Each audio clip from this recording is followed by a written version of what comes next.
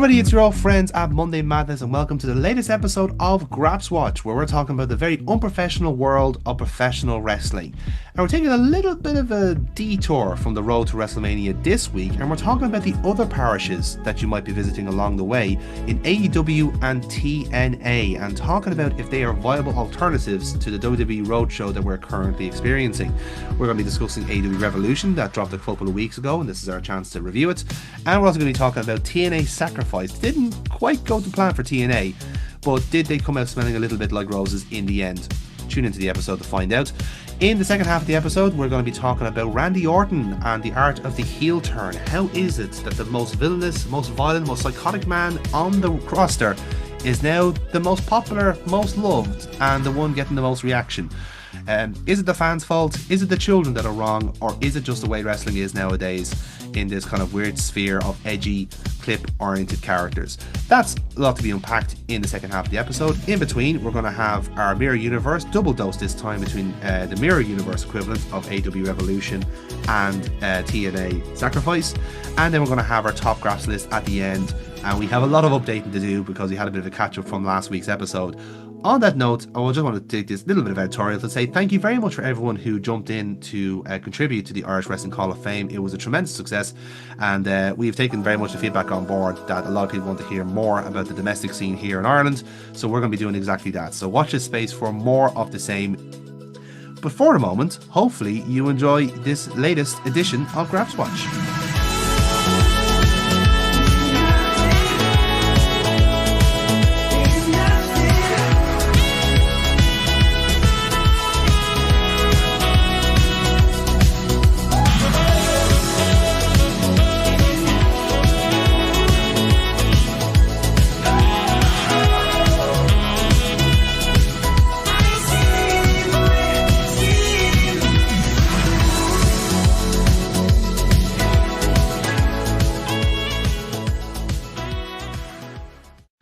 Then, so as many of you know already, unless you're living under a rock, which is well done if you have Wi-Fi reception from under there, we are well and truly into WrestleMania season here. But for this half of the GrapsWatch podcast, I wanted to switch things to the other parishes for a little bit because, again, we've done a couple of episodes and been very WWE centric, and especially now at the time where we as a group are going to be very WrestleMania oriented for the next couple of episodes.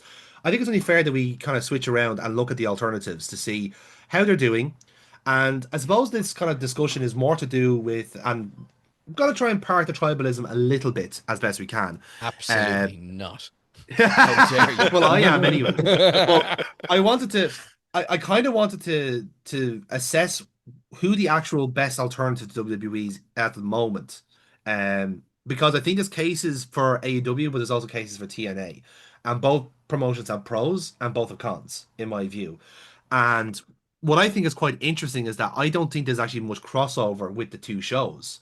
If I was to kind of put everything on a spectrum, I'd put AEW, WWE, and TNA almost on three different points of the spectrum. Like they're all very far away from each other. Now I know there's a little bit of crossover there with WWE and TNA, but just generally speaking, there's very different approaches to how to put the show together in that respect. And I think the two most recent kind of pay-per-view offerings from both shows kind of shows that. So we've had AEW Revolution a couple of weeks ago, which we haven't had a chance to review yet on the show.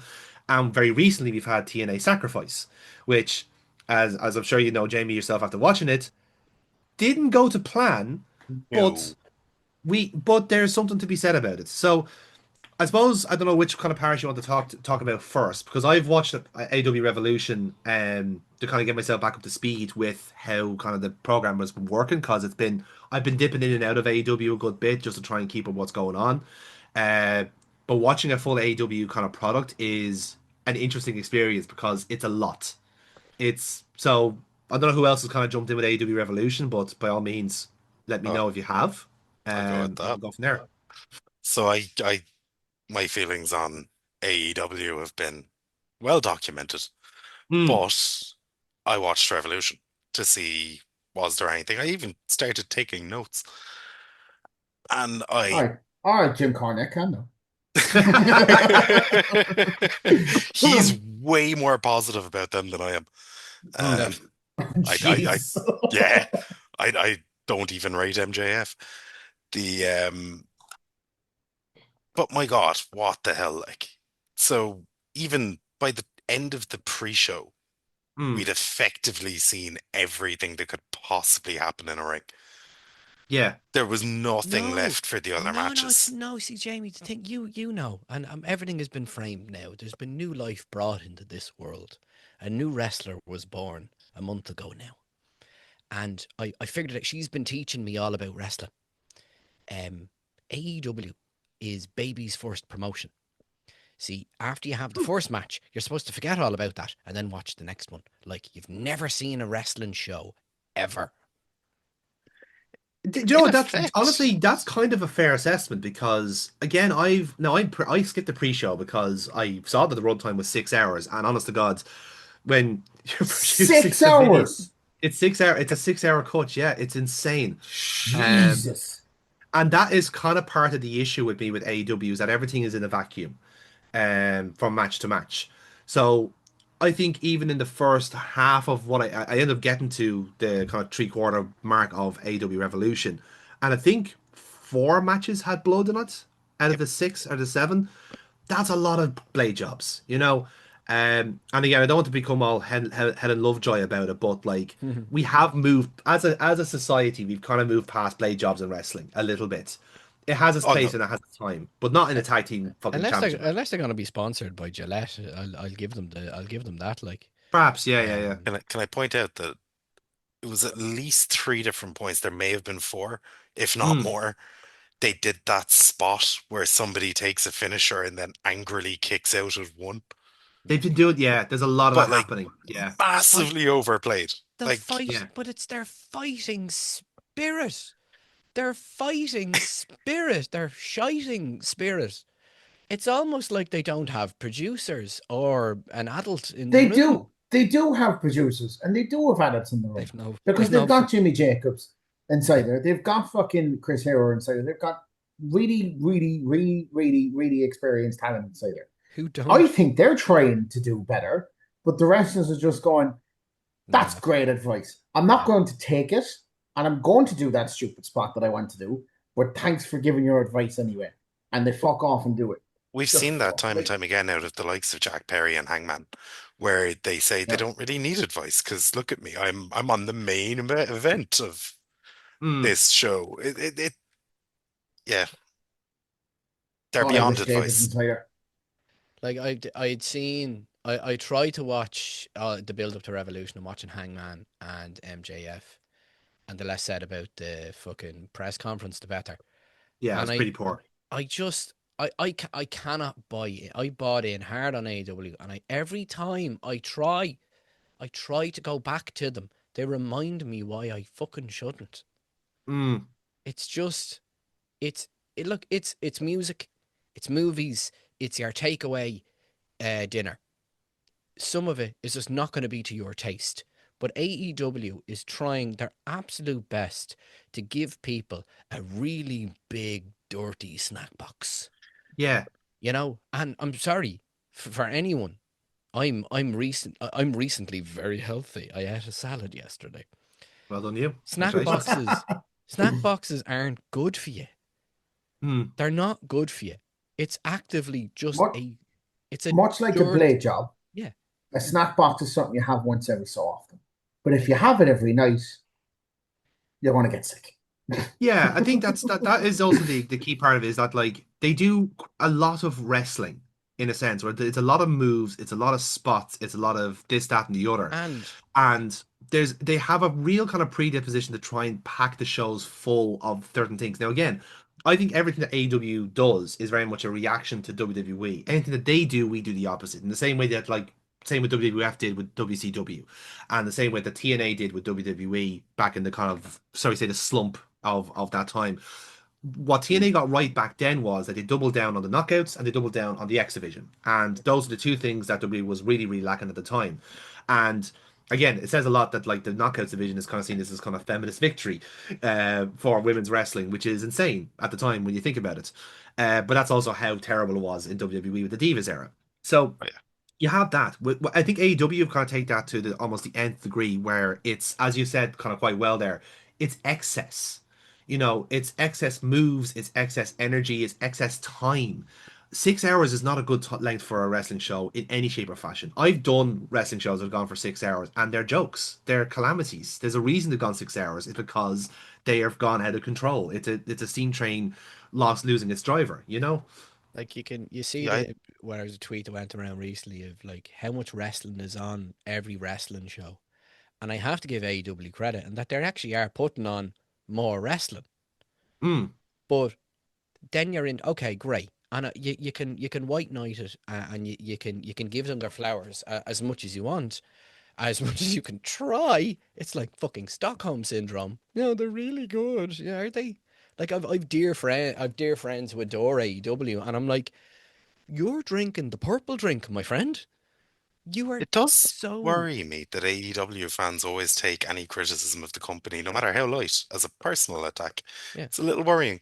Yeah. But I would Yeah. also argue that, like, the snack box metaphor does work. I like it, but it's entertainment. yeah, It, you're consuming it in a whole different way. But like, there's that saying that music is what happens between the notes, Yeah. whereas with AEW, there's just more notes. It's yeah. more it's noise. Yeah. More, But It's it's more all of is the it's more is all of more. the It's not more is better. It's like even overstimulation. The product. like yeah. hard heavy metal bands had the rock ballad on the album so you can fucking calm down and get blood out of your dick for a minute. It's all go, it's all ride and no foreplay. It's very evident of creativity to the artist linked to lovemaking. I wouldn't want Tony Khan near my fucking genitalia if he books his shows the way he rides. Like he just wants to give and give and give and give, and he just doesn't have it.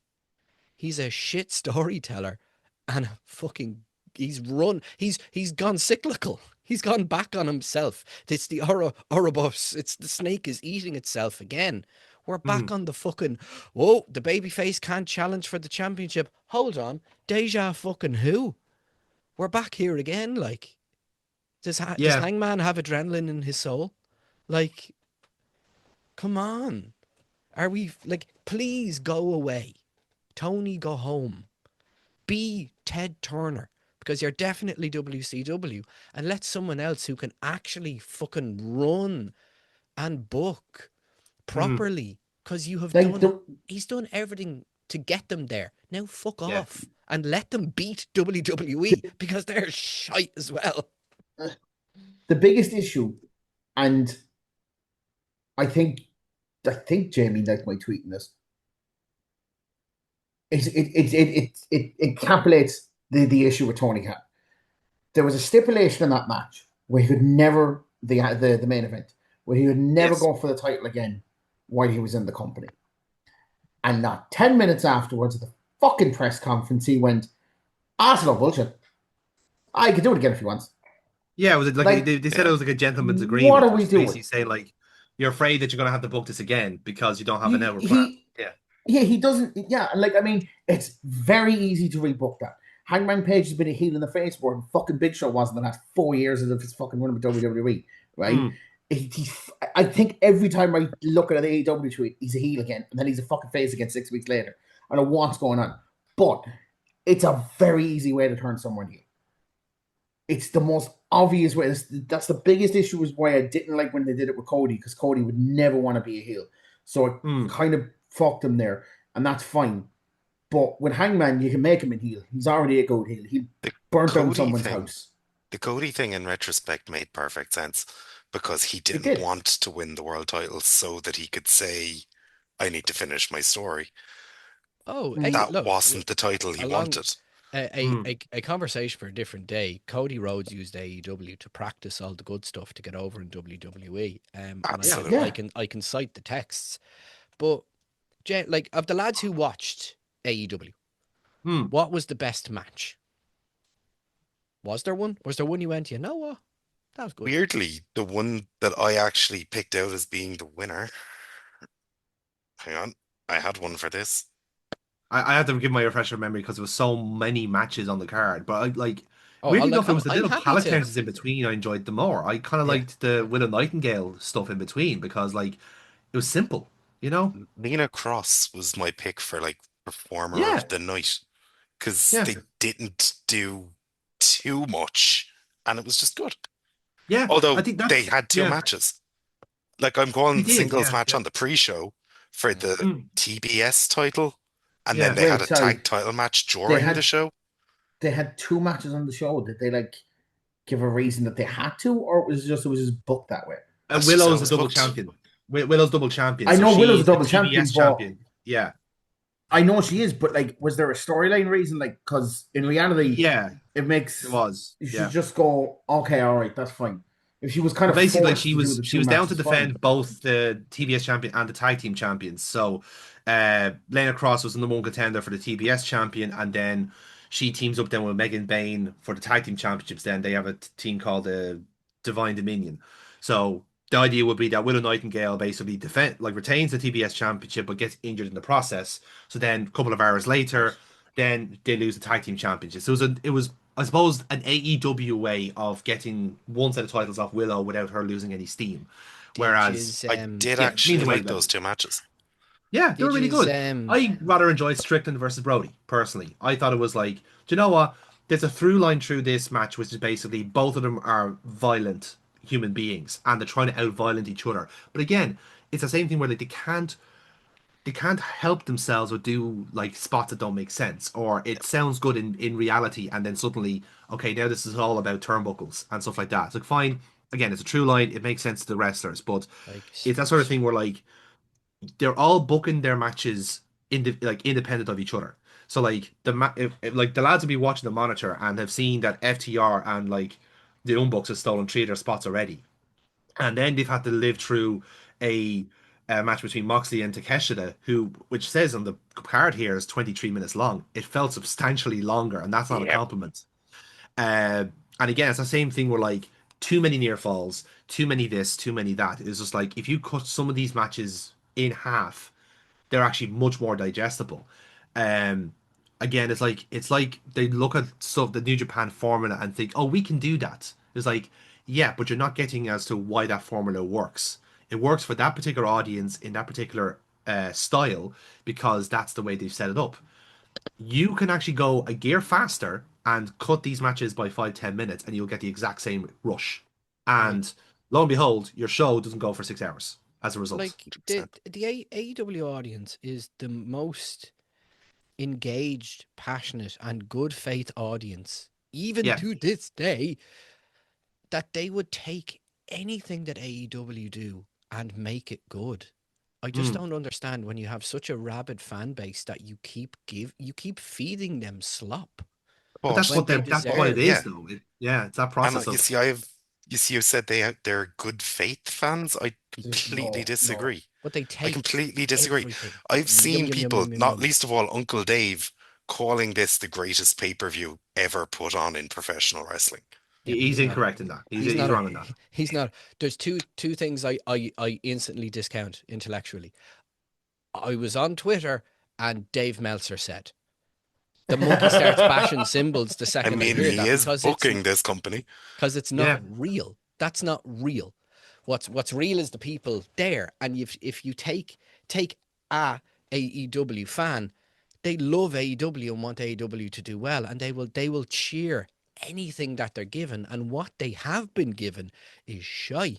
Now you can argue, well, that's what they want. They want car crash, and they want the ooh, they want the pops, they want it's for the sickos. That's what they Yeah. want, or But that's you what see, they're aiming for. But I'd it's like, argue, I would absolutely argue that the reason why they're getting slop is because for the last several years, any minor criticism is taken as an absolute out attack. It Mm. must be bad faith. You must be a fed shill. Instead of saying, no, I just didn't like that bit. And Mm. that's why nothing will ever get better. Because Yeah. every show is the best show they've ever done. And the next show will be even better no matter what but happens. but And with therefore, that, there's no growth. as any of us, to our own credit, performers, writers, and creatives in our own right, if you had a fan base that was so willing to clap at anything you did, wouldn't you do things better rather than what the AEW wrestlers are doing, which is just it's baffled. I find it baffling. I think if you get the same reaction regardless of anything, you're going to get complacent. But they can do things that is like to be the old man shouting at the cloud, and I'm a Jim Cornette mark, that you can do things that doesn't fucking hurt you. I don't understand. Like, Swerve has been one of, if not the most charismatic and dynamic wrestler I have ever seen in front of me. And he has bad instincts. For a man with the engine of a Ferrari, he's driving it like a shopping trolley. I don't get it. That's a great way. Oh, I'm here all fucking night. Don't. Brian is a man for the sound bites. He's embraced his Dunphy era. He really but has. Like I that's what drives me fucking banana with AEW, is that they have, like, Darby Allin, for all of his fucking faults and everything I've just said, the cunt is over, and the cunt has a mystique, and god damn, why isn't he on everything and everywhere? Oh yeah, he should mental. He should be one of those people that they should, like, at least put out more. You don't have to book him in the main event. Just put him on more posters. Put him on everything. Because there is something about him that, like, he's not my type of wrestler. But even I would just go, if I see him climbing up something, I'll probably watch just to see how bad it goes. There's a charisma and a car crash charisma to him. But I'd argue that, again, not to be totally... this isn't tribalism, because damn it, I want them to be better. Comment. I think it's a fair comment. I genuinely do want them to be better. But it's almost like nobody in AEW is actually over, because all they have is their core fan base, and that's all they want.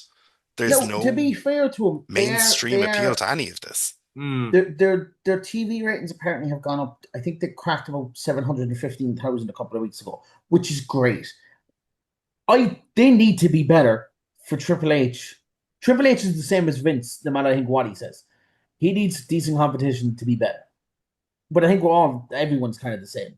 You need to kind of have your arse in the fire to push yourself to do better. Like, I'm always going to bring through the fucking, especially with fresh perspective of a child and parenting. If Tony Khan just said no a few times, his children would behave better. I think that's a very good point. Yeah. He's such a soft parent. Yeah. It's just like, and now we don't know. I don't know what he actually is like. Maybe he is saying no to I don't know, nor do I give a fuck. But the end product just behooves me to go, there isn't an adult in the room. And they're all grown-ass fucking people. Look, I re-listened to that Punk interview with Ariel Helwani the other day. Don't ask me why. There was nothing popped up on anything. It just... Yeah. I was just like, I'm in work. I need something to listen to. You needed to go to sleep, so you listen to Punk. Yeah. That's fair. Yep. No, but I was in work. It helped me focus, all right? My ADHD brain needs something on the background to help me fucking get to it. So, but he said that is not a company that wants to make money. That's just a company. It's just there to have fun. And Tony Khan is too much. He wants to be friends with everyone, and he's fucking petrified to piss anyone off. Because the one time he did it, it was a fucking shit show. Yeah. For how much I love Punk, it was... in a bubble, I love that whole time. But at the same time, God, it gets annoying after a while. We've had that conversation with Punk before, is that when he is motivated, he's one of the best wrestlers in the world, and when he's pissed off, he doesn't want to work. And that's... A lot of wrestlers are like that. He's not alone in that respect, and you could argue it's one of his failings, but it's also kind of what makes him really so interesting, is that that's his kind of car crash kind of appeal, is that, like, okay, Punk is pissed off, he might go shooting here during this match type of thing. And much of that respect, I think car crash television will only get you so far when you're AEW.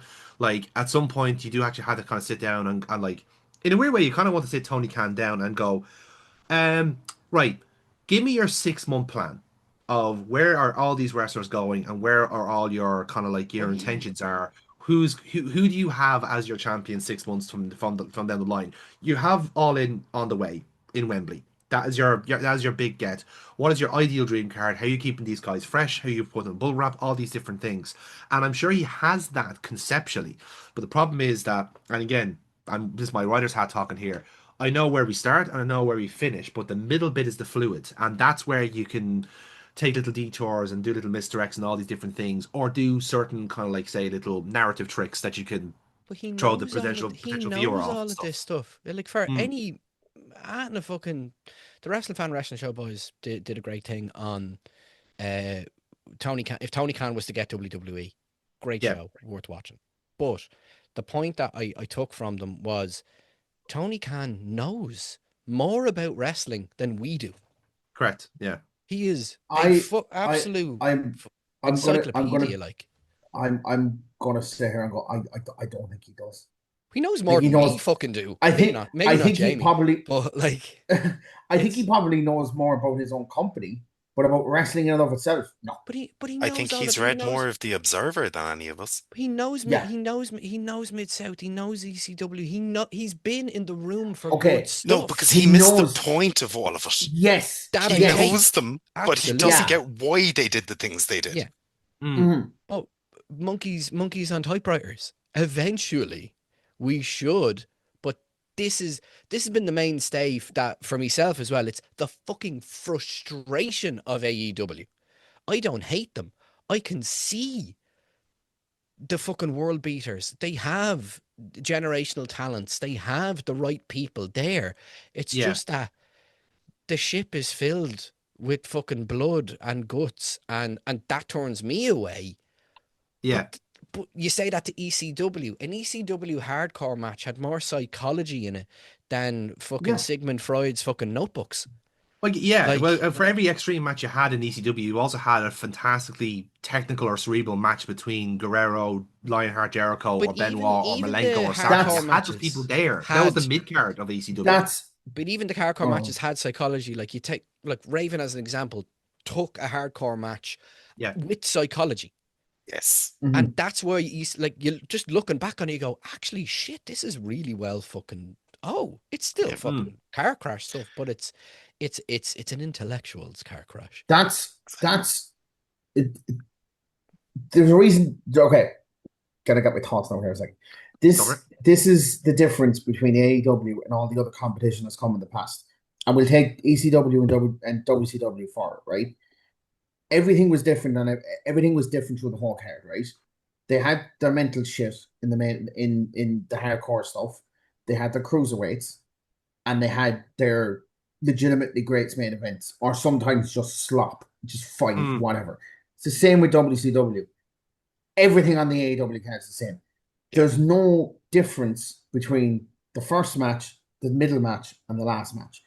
And anytime I ever watched it, it's always the fucking same. At least I know if I could go on to Netflix. I don't even think they have WCW, but let's just say they do. I could go on to Netflix right now. I could put up a random Nitro from 1998, and the opening match could be a lot of fucking slop at Norman Smiley getting chased around for the hardcore title. The mid card's going to have the likes of Eddie Guerrero, Chris Jericho, the cruiserweights, all that stuff, and the main event is your fucking bona fide stars in Nash, Goldberg, Hogan, Macho Man, I think at that point, and all of that stuff. In AEW, I could watch the first match, and it'll be the same as the middle match, because the women are doing the same as the men. And the main event, it could be for the TBS Championship, it could be for the fucking World Heavyweight Championship. It's all the fucking same. And that's the difference. He needs to book the shows just a little bit better to give it a bit of diversity. Because in reality, I don't think a lot of people are sitting down to watch a full 2-hour Dynamite. But I'd be more inclined to watch it if I knew the mid card had a little bit of spice in it, like the cruiserweights in WCW. If I knew I could just throw it on and just watch that for a bit, I'd actually watch AEW more. I think AEW got watered down because of Ring of Honor. Because all the best wrestling in AEW doesn't even happen on AEW.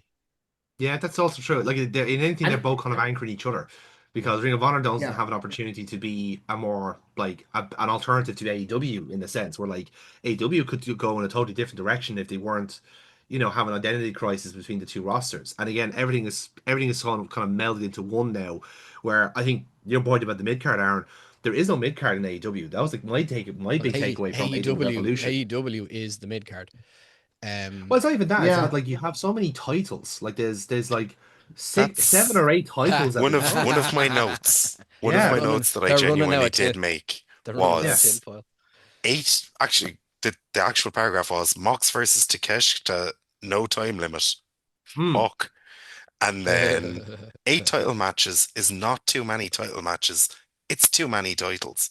It's too many titles, absolutely. But again, it's also because they have too many wrestlers, so they feel obliged to make a division that's almost designed for these people. So again, I'm looking at it now. So you basically have like the national championship, which I presume was like an undercard title, and now that's Jack Perry's one. Then you've got the Continental Championship, the International Championship, and the TNT Championship. You've got 3 mid card belts. And I presume that there are little nuances in between them. I know, like, one is like there's one that's like a no interference type of thing. That's a kind of a puro like championship, let's say.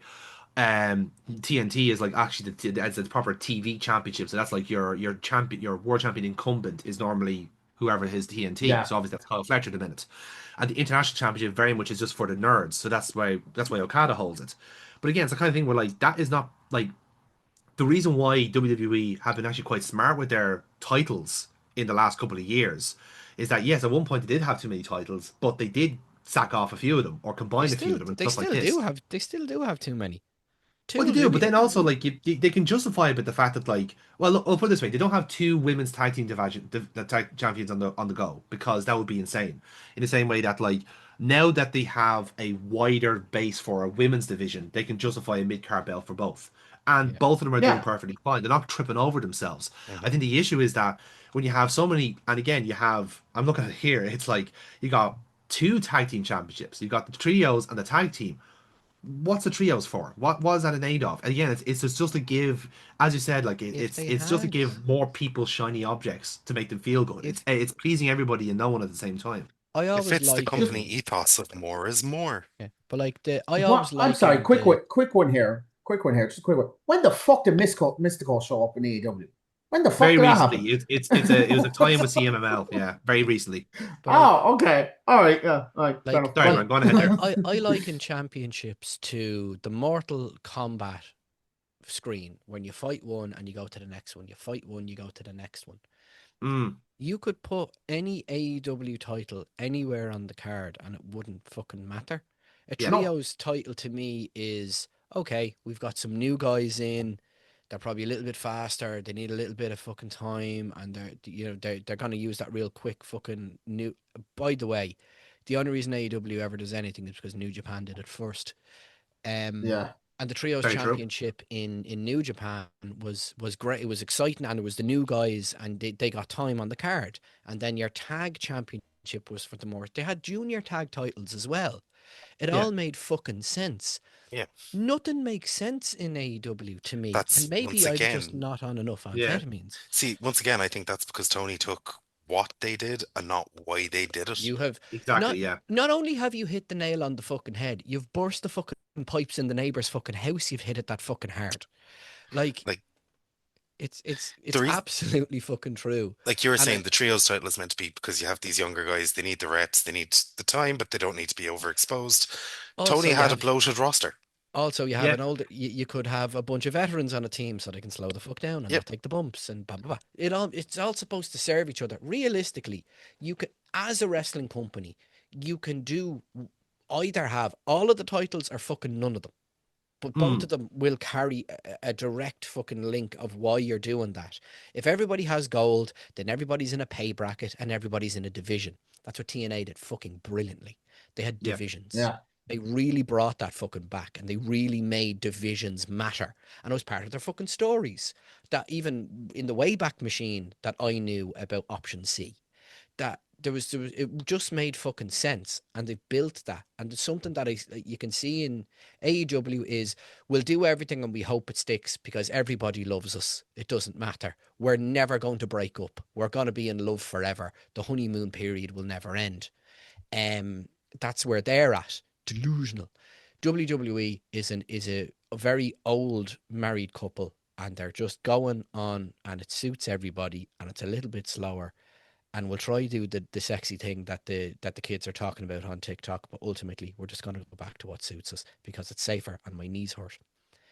Where TNA is someone who has innovated and purposefully tried to do things with sense, that made sense, and that was ultimately led by pro wrestling, where I don't know what AEW is because it's not pro wrestling.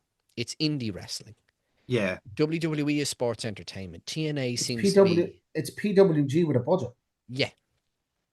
And even PWG was at least fun and interesting and charming. PWG had goofy shit in between, and I think AEW doesn't have that. Yeah. I think that's the thing. Like AEW have made a decision to go very full ham into being either super indie or New Japan, and are kind of failing on both counts. I genuinely, that's actually a great fucking point. I genuinely was bought into AEW because of being the elite and the Chikara and the PWG isms of it. Yeah. And I thought they were going to be this fun, wink, wink into the camera. Everybody gets along. We're all here to have a good time. And it was all going to be good spots for good people.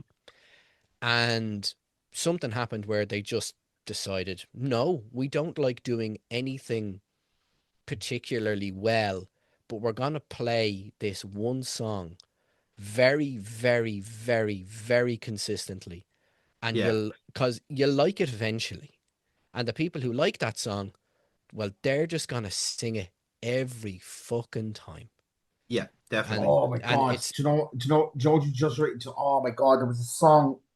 We've just hit the nail on the head, and I'm thinking of a song. It was all over the radio in 2019. Dance for Me. Do you remember that song? Yeah, it was shite, but it was on the radio fucking constantly. And that's what it was.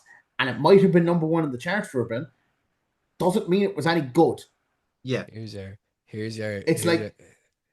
soundbite, Jonathan.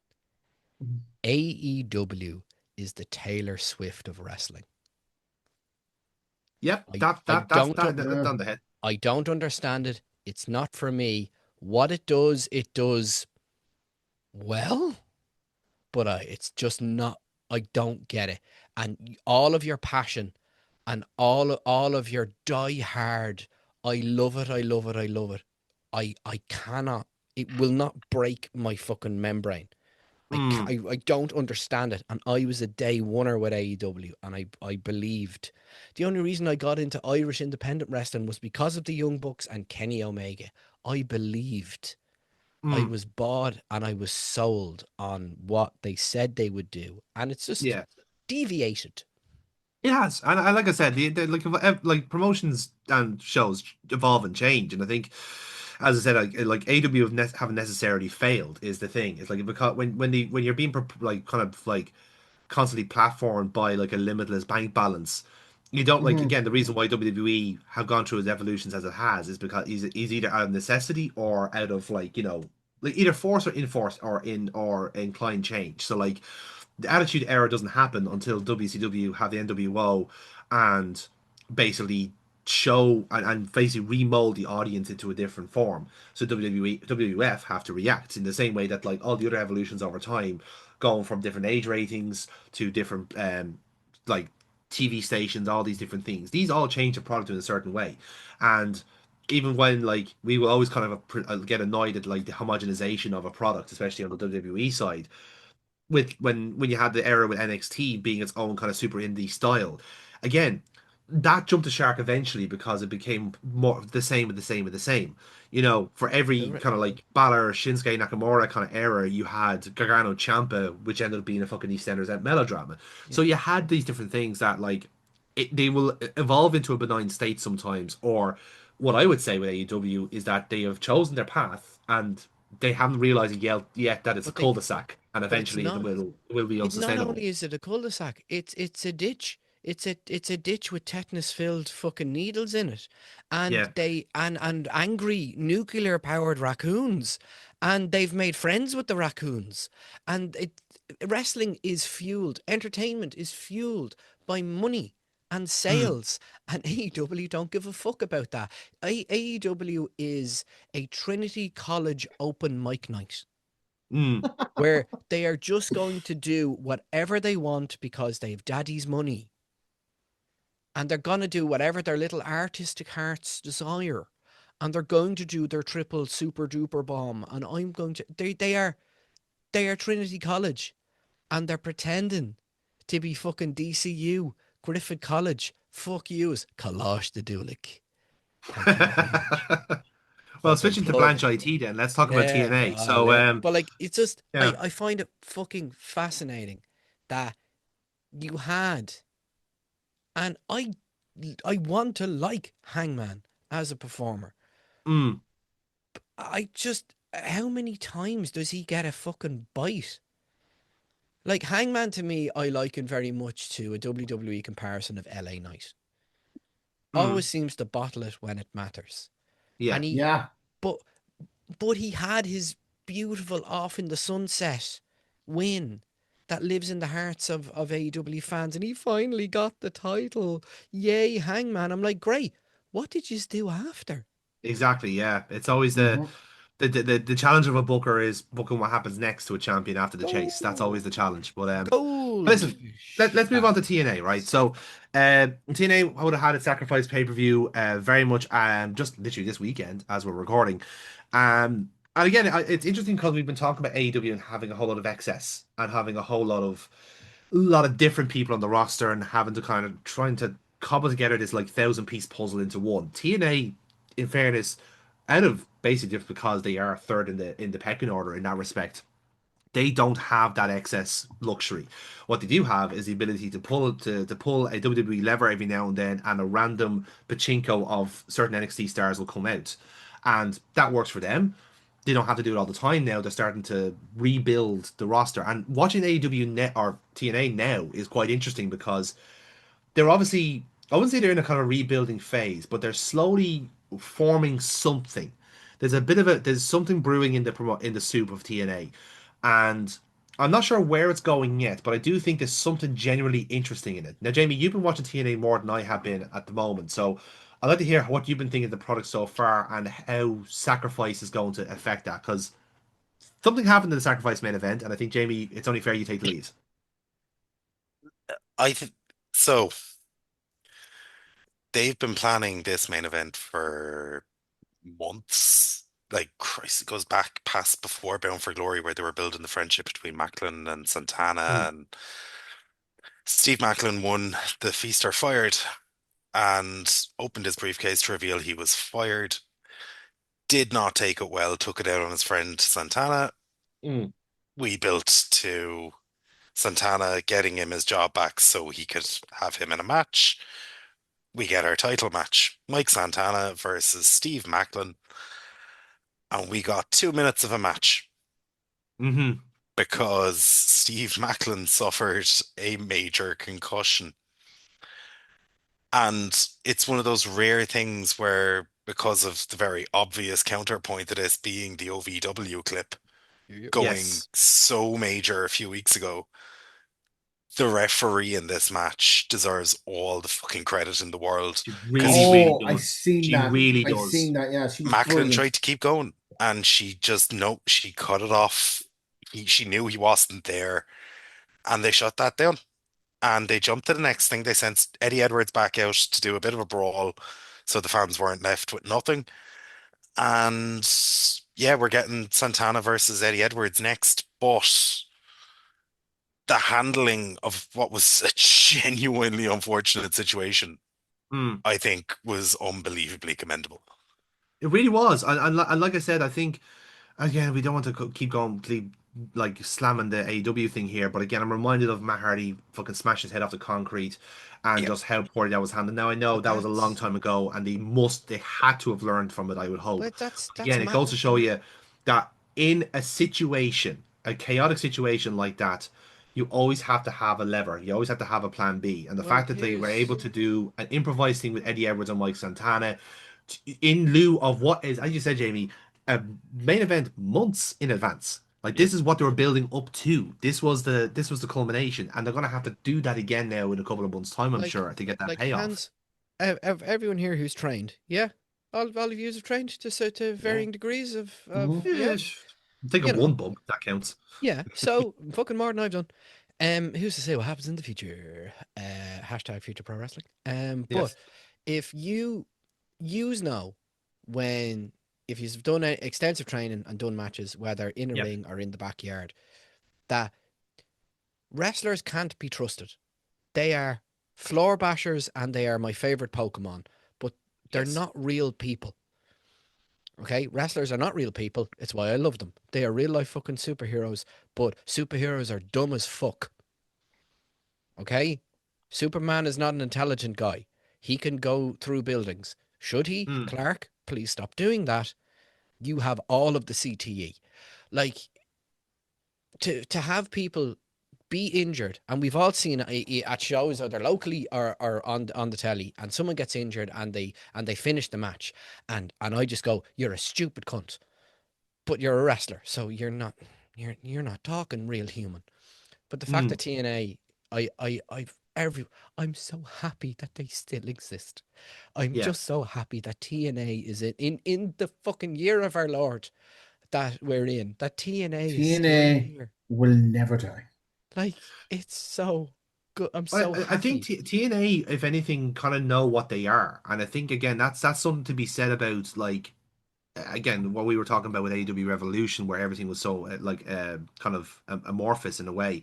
At least TNA, listen, they know they have this deal with AMC. They're gonna have to do a couple of tie-ins. However, they're doing them on Impact. They're doing them on there, where okay, it's a segment here or there with just these random, what I can only describe as cunts. So therefore, let them get your money in that way. Fair enough. And what's great about the TNA roster is that you actually have a lot of fodder for this sort of stuff. Like, you do have the Elegance brand, you do have Ariana Grace, you have all these other people that you could do a little tie-in with and stuff like that. The way they're doing that is actually exceptional, though, because Yeah, they have yeah. like the casts of these other shows, but they just sit them in the front row, and they're like, Yes. "There's the stars of that show enjoying our show." For the They're whole not. night. They're there the whole night. They're They're not not being giving thrown Big in. Boom Yeah. AJ a win over fucking Shane Taylor's lads. Okay. Or I It's gotta be honest, I'm in the minority here. I love when TNA do that. All right, fair fucks to those lads. They started a stupid shit in fucking TikTok, and they managed to milk it. When I found out that one of them was the dad was a wrestler, I was like, someone's gotta take him on, because Yeah. he does something about him and his son. Even though the Rizzler isn't even his fucking son, but still, there's something about. There is something about that whole thing. Not even that, lads. It's just, I'd love to see him in TNA, because I genuinely think that's a better environment for him. Like, I think he'd actually yeah. genuinely be part of the mid cards, because like that's the sort of stuff that like TNA kind of needs. And this is my central point. And maybe Jamie, you'll agree with me on this one. I think what TNA is really just needing now is a new star. That's, I think, where they're looking for. I know Mike okay. Satana's done a great job, but Okay, hang I on, think no, that's where they're going because with it. I do this, and it's topical for the day that's in it. TNA are suffering from a lack of stars, and that is fair. They're doing the best with what they have, and I think that's commendable in its own way, that they're building their own kind of kayfabe of, no, these are the main eventers because this is how they're being booked.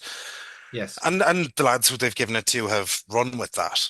But Willie Mack today has put out the tweet saying that he's running the risk of being homeless because he is not being kept by AEW, but he's under such a restrictive pay-per appearance contract that he's not allowed to wrestle for anyone else. Tony Khan is and has been since the inception of the company hoarding talent. And it's one thing to say, oh, it's great that they're getting paid and wrestlers are being paid more than they've ever been paid before, but they're being paid to sit at home and not wrestle. And the industry as a whole is suffering for that. Somebody like Willie Mack could be very, very solid in TNA if he was allowed to wrestle there, which he's contractually not. Yeah. And there is more than him. There is a lot. There's people that come match in tears. Where's Ruby Soho? Yeah, that's a very far point, even with someone like that. Like, that's roster like that, yeah. It's not good for wrestlers individually. It's not good for the industry. There's like like Tony Khan is, we can't, like, we're not doing visuals, but like behind me is all my toys on my shelves, and TK buys his toys and puts them on the shelf and keeps them in mint condition. And something, I think was Tyson Kidd, came out and said it recently that WWE wrestlers don't wrestle enough. Yeah. Like, there's not enough wrestling happening in wrestling. Mm. And TNA seems to be the only place where actual professional wrestling could happen.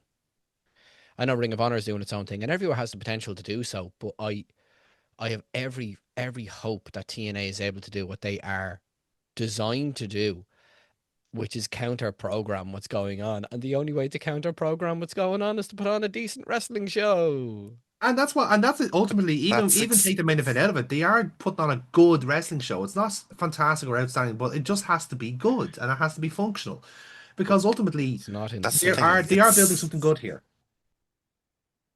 They do a 90-minute show per week. Yeah. It comes out on a Thursday, and I've been loving it for the last 3 months because it's the only wrestling show that I'm watching consistently and in its entirety. Because from start to finish, it's still a wrestling show. I need to rewatch it. I do want to watch it because I keep forgetting it. I don't have time to watch wrestling normally. Fair. From a week-to-week basis. But I've always liked TNA. I've always kept up with it, even when it was in the dredges of the fucking Dixie Carter holding onto Hulk Hogan's ankle. Even I kept up with it then, at least. But ever since the first show, which seemed to be a bit of a shit show because of stuff that was outside of their control, I don't think I've heard a bad thing about it in months from any side of the wrestling fan base. Yeah, it's all generally been, like, this is good. It's that kind of thing where, like, it's okay to be just 7 out of 10, because oftentimes a lot of shows are 4 or 5s. You know, if you like, what I think what really is, I think the biggest pro in the category, like, again, like pros and cons of AEW we discussed earlier on, but I think the biggest pro for TNA right now is that they're consistent, and they are playing within they're living within their means. They're trying to be sustainable, because again, there were points where TNA were not sustainable, and they've learned from that. So what they're doing is they're booking people that they know will work for what they do.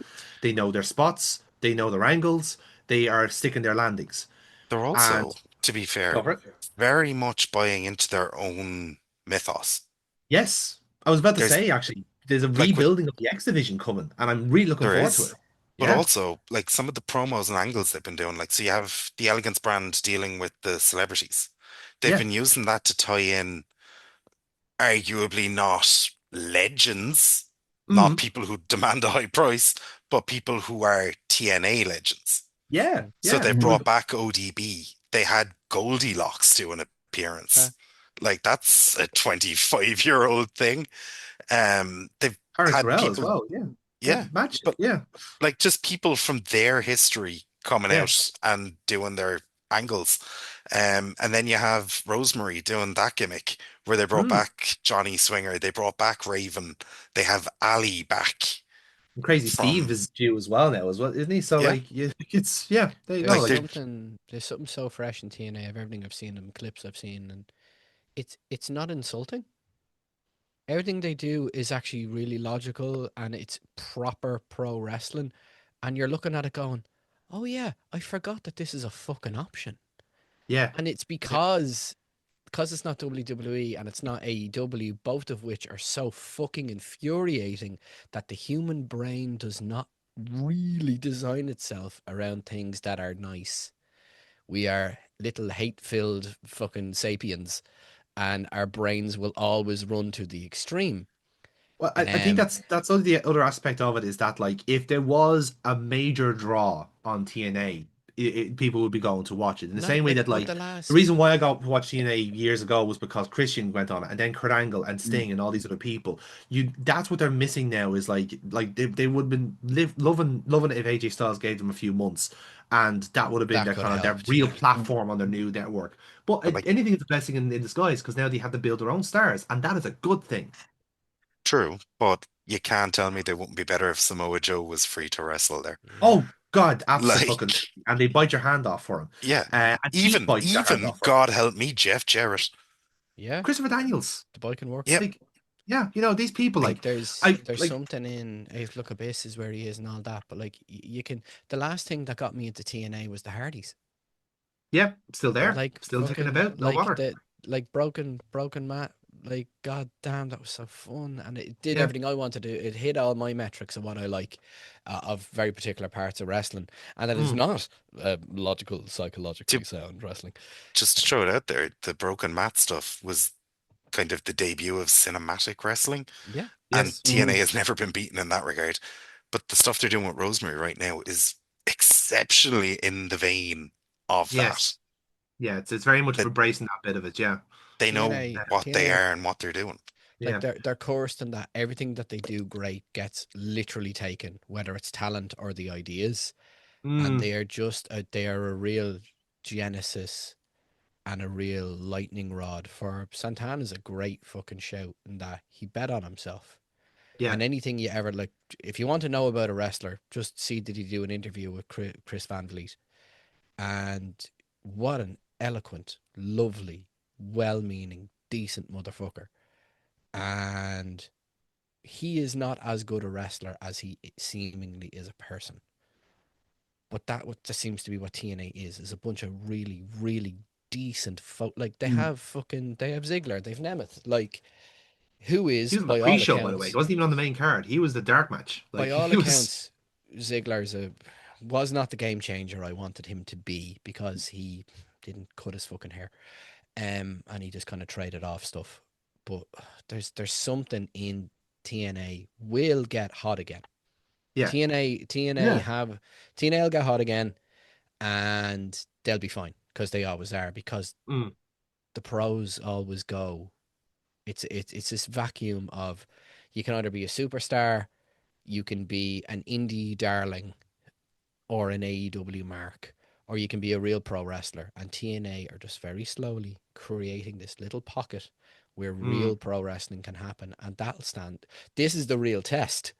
Can it stand the test of time? Oh, we do hope so. Well, That the one real, thing I would say to end this segment, I'll pass you then, Jamie, after as well, is that there are spots available in TNA. Like they are hiring, they are available to do this. And again, I mentioned X Division because my biggest takeaway from watching Sacrifice, and again, for someone who hasn't watched the brand like, kind of religiously in the last while, is that Leon Slater is the next guy. He is the next one. He is the next kind of like X Division star, and it's very poignant, appropriate that it was Eric Young he beat on the show. Because again, Eric Young is almost like he is one of those TNA guys in the sense where like the same with Kazarian, same with a lot of lads, and I'm sure Leon Slater would be kind of going through them in a kind of very ceremonial like passing of the torch in that aspect. But it won't be just Leon Slater that's on the way.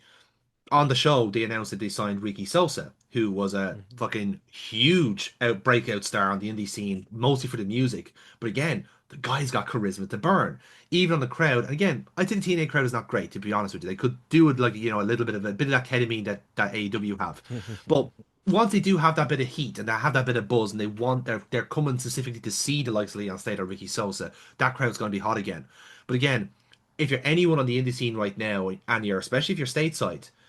I'm telling you, if you're fucking LJ Cleary, if you're fucking Jordan Oliver, Yeah, if you actually, are any of these lads, it's a perfect. TNA's it is the for them. perfect breeding ground for these lads. Yep. Yeah. There is a new X Division on the way, and it beholds you to go there and be part of it.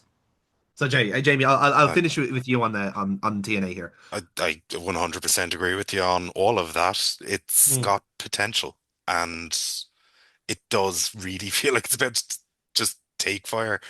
Yeah. Leon Slater, 100% the next guy. But they very much are showing that too. Their last event last month was No Surrender.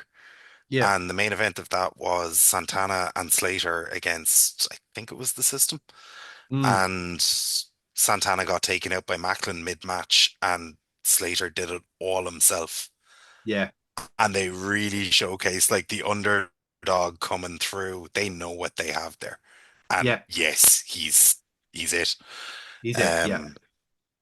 The one thing I would want to say about TNA though is that, like, for all its faults, and it's still rough around the edges. Very much there so, is places it could tighten up. There is, but Carlos what Silva, it is, for example, is a plank. and his insistence on being there for every title match is a little odd. Yes. But who? I did kind of broke up there. Who? he's the president. of the company now. Oh, he's not an actual wrestling guy. He is literally just No.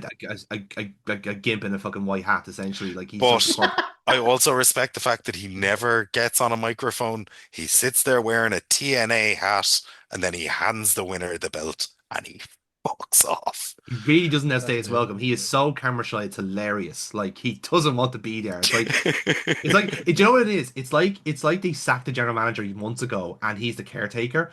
So it's a case where like, okay, look, listen, Jim Cornette's on garden leave. He'll come in eventually, I'm sure. But like, he hasn't returned their emails. Jeff Jarrett is on barbecue leave. He'll return our emails at some stage. You know, that's how it feels like, and it's very kind of funny in that sense. It feels like a placeholder. Like if 100%. Bacon was a general manager, he'd be Jonathan, TNA is a fucking placeholder. That's a bit unfair, I think. Like, it's a very nice place. Yeah. Still a fucking placeholder. Just a 24-year placeholder. But the two big companies really feel like that they're incredibly overstimulating. The amount of advertising, how bright and flashy. It feels like they're not trying to put on coherent shows anymore. They're looking for like 90-second or even fucking 15, 20-second clips that can go viral on social media.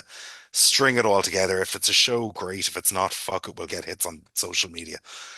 TNA's putting on a wrestling show. Yes. Agreed. For better, for worse, from start to finish. And like opening with Slater and Young was a brilliant move because it was an excellent X Division match. And probably the best match of the card for me personally. I'd agree. Honest. Yeah. For the actual in-ring, yeah. But there's serious potential there. They seem to know what they have and where they can go with it. But more importantly, they're using the TNA brand. They're using things like Option C. They're using things like they're rebuilding the X Division. Like they're bringing back their old legends. They're paying off long-term fans. It's just a matter of time for TNA. TikTok. Indeed. So, with that then, we are going to go and keep with the AEW and TNA theme, gang, but in the Mirror Universe, because we have a double round of creative control.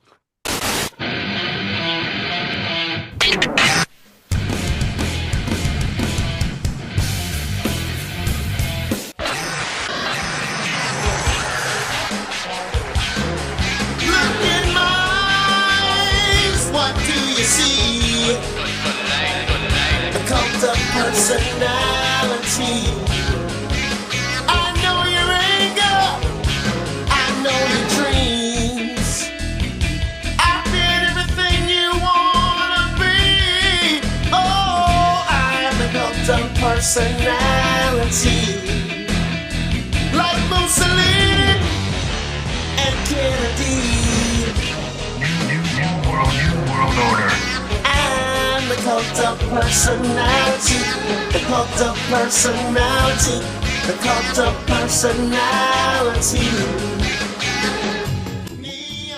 So, I don't know if you noticed, but the Irish Wrestling Hall of Fame was a bit of a break from tradition 2 weeks ago. So we did actually get around to doing all the kind of Mirror Universe goodness that you normally see on YouTube when we're chatting away here. So the last point of reference we had was the Elimination Chamber. A lot has happened in that time. I'll give you a very brief synopsis on what's been going on. You've had a couple of mid-card championships being defended. So Logan Paul took on Dom Mysterio for the IC belt on Raw. Dom Mysterio thankfully retained. I don't think I could live in a world where that cunt holds a belt. Kenny Omega defended his TNT championship against Konosuke Takeshita. Omega retained on that one as well. We've had this brewing feud between Sami Zayn and El Grande Americano and NXT. That's been kind of the through line of that show for the last few weeks. And obviously we have Becky Lynch and Michelle McCool getting at it because they have a date for WrestleMania due. And in terms of, I think we had one title change, if I'm not mistaken. And I think it could very well have been on Raw. I'm just double checking. Maybe I am mistaken. I think I am mistaken. I think we covered it last week. Anyway, so we have two pay-per-views to talk about today, though. And again, double round of creative control for those who get the predictions correct. And we're going to start off with AEW Revolution. So we mentioned the excessive amount of matches that are on the AEW Revolution card. I think it was like 9 in total. So there was 8 on the Mirror Universe side, so not as bad. So I will start off with our opening contest, which was for the Women's Championship, the defending champion Toni Storm versus Britt Baker. So, who do we think won in that match? Go Toni on. Storm. Timeless. Tony. Please. Aaron? Tony. I said Toni Storm. You said Tony? Sorry, I think we both came in at the We same all time. really like Tony. Well, you all really like Tony, and you are well justified in doing so, because Toni Storm not only won, but you won by countout, which is a particularly cunty way of winning, which is fantastic. Yes. Very appropriate. Next up then, another title match, because again, I saw sense and didn't put all of AEW's mid-card titles in, so they only have 2. So what they have is the AEW International title, which is currently held by Kota Ibushi, and he's defending it against Shelton Benjamin in an Iron Man match. Oh, 10 years ago, that match would have been fucking hot. Sorry, I heard Shelton. Who was the first? Kota Ibushi. Oh. I'm going to go with Shelton Benjamin. Oh, Shelton. It's a fucking far better Japanese wrestler. Fuck Kota Ibushi. I hate Kota Ibushi as much as Kota Ibushi hates his own neck. And his ankles, let's be fair. If you offered him to amputate his feet off, I think he'd probably take it. Nah, come on, Yeah. Shelton. Okay, Jamie, what about you? Yeah, I'm going Shelton. Yeah. Okay then. Well, I'm afraid to say, lads, you're still on one apiece, because Kota Ibushi retained and won 6-0. Oh, fuck. Oh, God. Yeah, but we won the moral victory. He was good in the Cruiserweight Classic. I'll give him that. Yeah, that's fair, yeah. Next up then is a 6-man tag match, pitting the team of the Young Bucks and Danhausen against Jet Speed and Eddie Kingston. I like that this implies that Eddie Kingston and Danhausen have been having a feud onto themselves and have been lumped in, which is hilarious. This is like wrestling Romeo and Juliet, my greatest love and my greatest hate in a tag team. Mirror universe for a reason, my friend. Who's his greatest hate? The It better not Bucks. be Danhausen. Fucking hate the Bucks. Oh, and I right, wouldn't yeah. mind. I did love them, and now I hate them. It's a whole Shakespearean fucking thing. I'm gonna do a musical about it, but anything with Danhausen, yes, please. And I would have been Eddie Kingston a few years ago, but god damn, that exploding ring killed his mystique. Anything Danhausen, yes, give him all your monies. So you're going for Buxhausen on that one then? Yeah. Aaron, I'm going to go to Buxhausen? You're going for Buxhausen, Jamie? At the risk of us going for the same on absolutely everything, yeah. Okay, and Buxhausen. you are all correct. The Buxhausen did win this 6-man tag. We're going to get a blimp. I believe it was actually by submission as well, if I'm not mistaken. I think Yes. I think Matt Jackson forced a submission, I think. By talking. Yeah, in fairness. Please, no. Sticking with the Pencil tag is team. mightier than the super kick. Sticking with the tag team vibe, we have a #1 contenders match between the Guns and FTR. Oh, FTR, surely. God, FTR, you know yeah. what? Just for funsies, come on, give me the pew. Come on. Okay, so we have a break from tradition here. So we have 2 for the FTR and 1 for the Guns. And the Pews won, would you believe? The Guns are the #1 contenders for the tag team champions. Fucking bang, bang, So gang, Brian, here we you go. are in the lead. Guns up, asses out. Let's do it. Indeed. So next up then is for the TNT Championship. It's a ladder match, no less. And it's Kenny Omega against Adam Cole. Who's champ? Kenny Omega is the defending champion. Ooh, I'm going to go with Adam Cole. Oh, Adam Cole in a ladder match. That stringy, lovely man. God damn. I'll gotta go. I have to say, I think Adam Cole because of fuckery.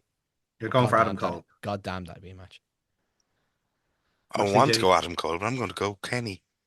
You're going to go with Kenny. I see that. You logic probably there. should have trusted your gut, Jamie, because yeah. we have a new TNT champion, and Adam Cole is that man. So the score is Good. now 4-3-2. I hope Adam Cole's having a lovely day. So do I, to be He's fair. such I a think he's a good lovely, lad. fucking lovely man. Yeah. And he got done Next up- dirty. Next up then is the TBS Championship. That's currently held by Marina Shafir, and she's facing off against Thunder Rosa. anyone but Marina Shafir. I happen to really like Thunder Rosa, but anyone but Marina Shafir and those god awful fake Blackpool Combat Club wankers. I will never fucking forgive them. They hurt my boy. They hurt William Regal. They can all go fuck themselves. Yeah, Thunder Rosa. Thunder Rosa. Let's go. Sandbag the shit out of her, girl. Let's go. How about yourself, Jamie? What do you think? Yeah, Thunder Rosa. Thunder Rosa and Aaron? I'm going to be different to the rest of them this time. I'm going to go Maria Shafir. You're going to go with Shafir, and we do not have a new champion on this occasion.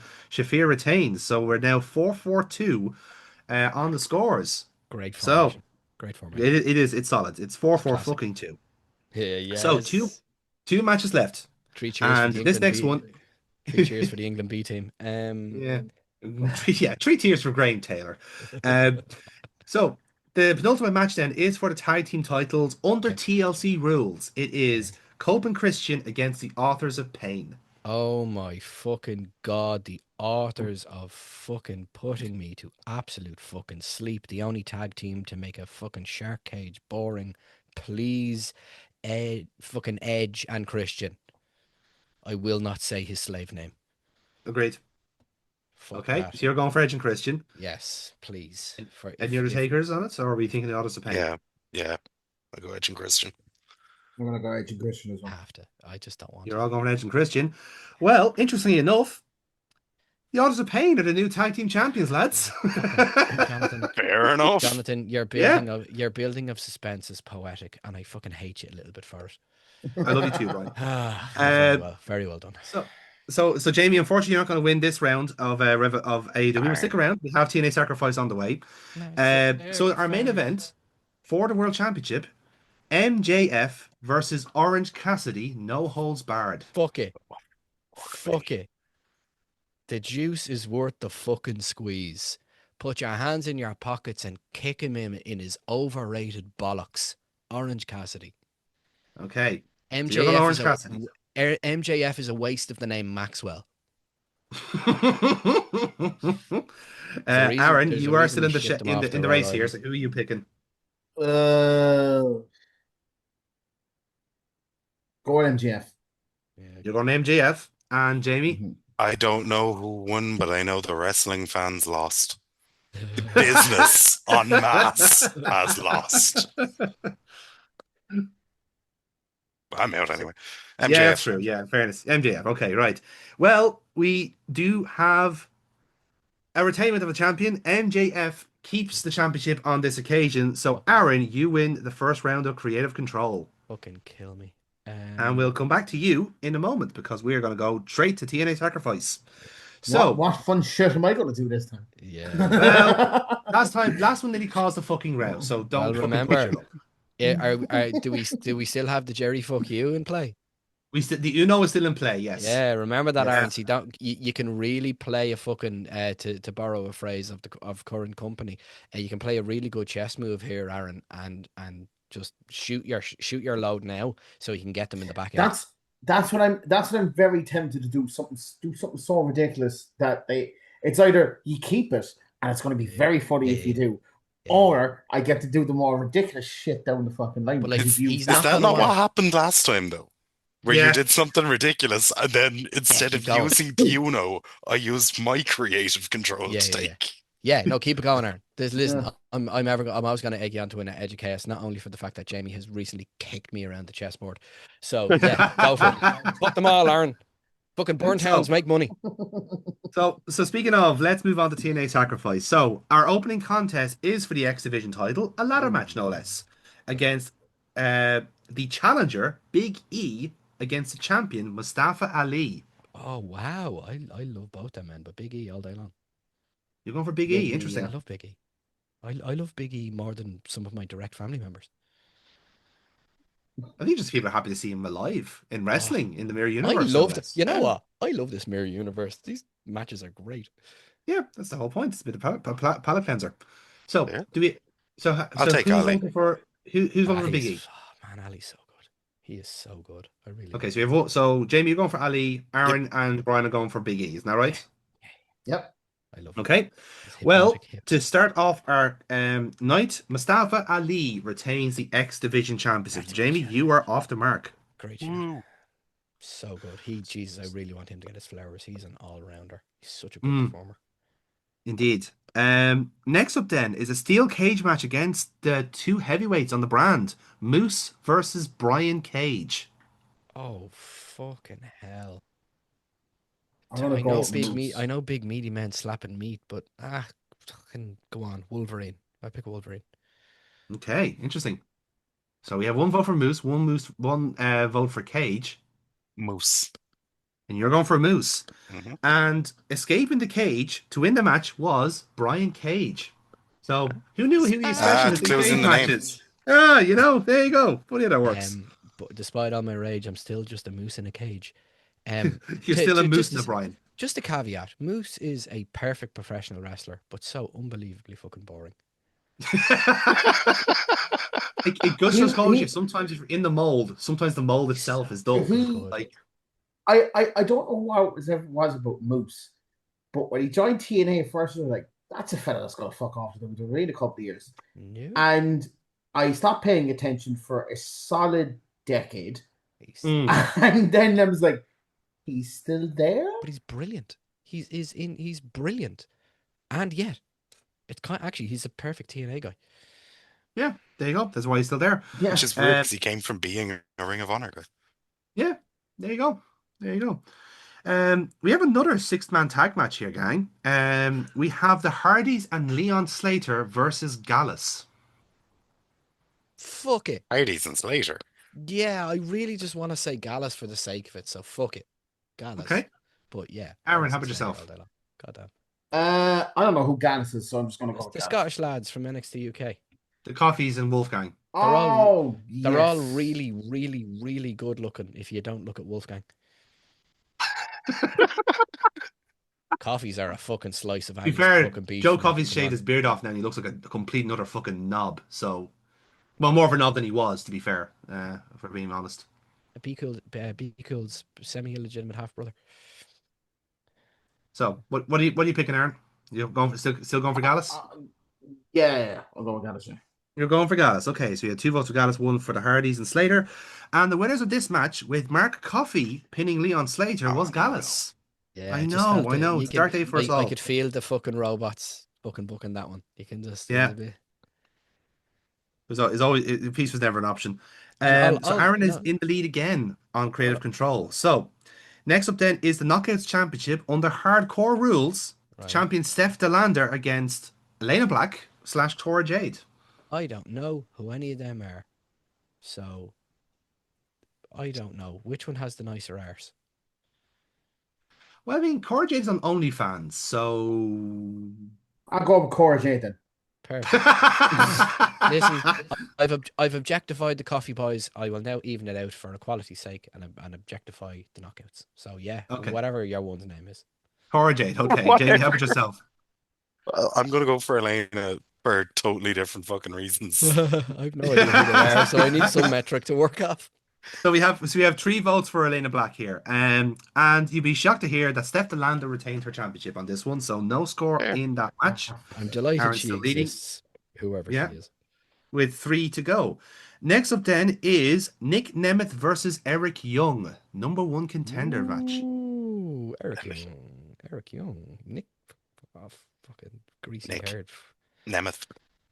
Jamie's picking Nick Nemeth. Waste of a super kick. Waste of a super kick. Young. I'm going to go with Eric Young. We have 1 vote for Young. Brian, you're the deciding vote here. Young. You're going for Young. Okay. And the new number 1 contender and due to face the world champion at our next pay-per-view, which I believe is Rebellion, isn't it? Yes, before Mania. So the new number 1 contender is Nick Nemeth, would you believe? So, Jamie, you're back level with Aaron. Wonderful. Indeed. And our penultimate match then is for the TNA Tag Team Championships. It is the System against the team of Noam Dar and Oro Mensah, formerly of the Metaphor. Noam Dar. Wow, there's a name. That's definitely a name. Again, Noam Dar feels like a fit for TNA when he probably will never show up there. Like, just his steady seems to match. Solid. What is Which he two of the actually system? fucking doing? Sorry. Injured. Is he injured again? Okay, Yeah. all He's right. perpetually He was injured, on yeah. NXT. He was Yeah. doing the metaphor stuff. Yes. But Okay. which two members of the system? Oh, sorry, forgive me. It is Eddie Edwards and Brian Myers. I'll take them. Okay, you're going for the system. Who else have we got here for this match? I believe I'm out of the running, but I know some of the names there, so I'll just go with the system because Brian Myers has a great name. Okay, yeah, Brian by nature. Aaron, how about yourself? I go with Norm there. Fuck it. Okay, you're going for a Mainly, team of mainly just down to the fact that after all these years, Alicia Fox is still fucking. Yes. That's why I think Noam Dar fits TNA, because that's where Alicia Fox is. It feels like he would chase after her. Is she in TNA? Oh, She's in fuck. TNA, yeah. She's She was teaming actually up with on Tessa the Blanchard so they can pretend she's not a racist. Oh, crap. Oh God. yeah. Somebody here. Why is it always like? I love how we've all been praising TNA for ages, and then you just go, Tessa Blanchard's teaming up with Alicia Fox. Okay. Tessa Blanchard's face on Father Ted with the sign in the background, not a racist. There we are. But she has two black friends. She's got Moose and Alicia Fox. It's obviously not a racist. But she still did that audio clip of her in the toilet. And we she's can never forget that. Listen, she's still a cunt, so it doesn't matter. Exactly. Yeah. She wasn't booked on this card, and that's all that matters. So, lastly then is the main event. It is for the TNA World Championship. The defending champion Cesaro against Baron Corbin, or if you prefer, Bishop Dyer. Oh man, Baron Corbin. That has great potential. How's Big Bish doing these days? Is he still boring as fuck, or is he actually allowed to do interesting things in the ring? He's taken off on the indies. Yeah, I would imagine. So, like, I love him to bits. By the way, I want good for him. from He could have fucked off and just lived off the WWE name for a while, but he actually decided to go off in the indies, and he didn't have to. You see, and it could have been a disaster. I think he missed it because he went and did the indies, and he teamed up with Dijak, and they're a wonderful tag team. NLW, they're killing it. He should have moved to France. Yeah. Like, he could be in that APC catch group now at the moment, and he would be king of France. 100%. He'd be on a Goldberg streak, like, and they'd love it. Yeah, absolutely. He's got a great head and the shoulders. I like it for no reason. I just like him. Yeah, that's fair. Really like him. And I kind of get that. I understand where you're coming from with that. Yeah, I adore Cesaro and wish far better for him. Far better for him. Never forget. Never forget. Okay, we have 2 votes for Corbin then. Aaron, you were last to decide. No, I'm actually going to go Cesaro. I was just going to say the thing about Corbin is he always did the most he could with what he was given. Yeah. To be fair to him, yeah. But yeah. No, I'm gonna go with Baron Corbin. You're going for Baron Corbin, okay then. And would you believe for the possibly second show in the row, or certainly out of the shows we've done for TNA, I think it's been 3 so far. This is the second show in those 3 that all champions have retained their championships. So Cesaro beat Baron Corbin here. So Jamie, you do win this round of creative control. The running order is important. Indeed. Which also means then the main event for TNA Rebellion is going to be Nick Nemeth versus Cesaro, which is like mid-2000s SmackDown. It's the it is literally mid-2000s SmackDown. But it's a warm feeling in your stomach just feeling that again, isn't it? So letting the 2 of them cook away from Vinnie Mac though. Exactly. Yeah. That'd be tasty. Now, so we have our 2 winners of creative control, and bear in mind, lads, we have a WrestleMania card on the way. So you have free reign over what matches you want to put on there, because very little people have been booked. We have our 4 main events. That's about it. Sorry, I thought this was supposed to be the Mirror Universe, Jonathan. I know, just saying. But then there's also, we haven't done any creative control on AEW or TNA either, so it's up to you guys. Aaron, we'll start with your creative control.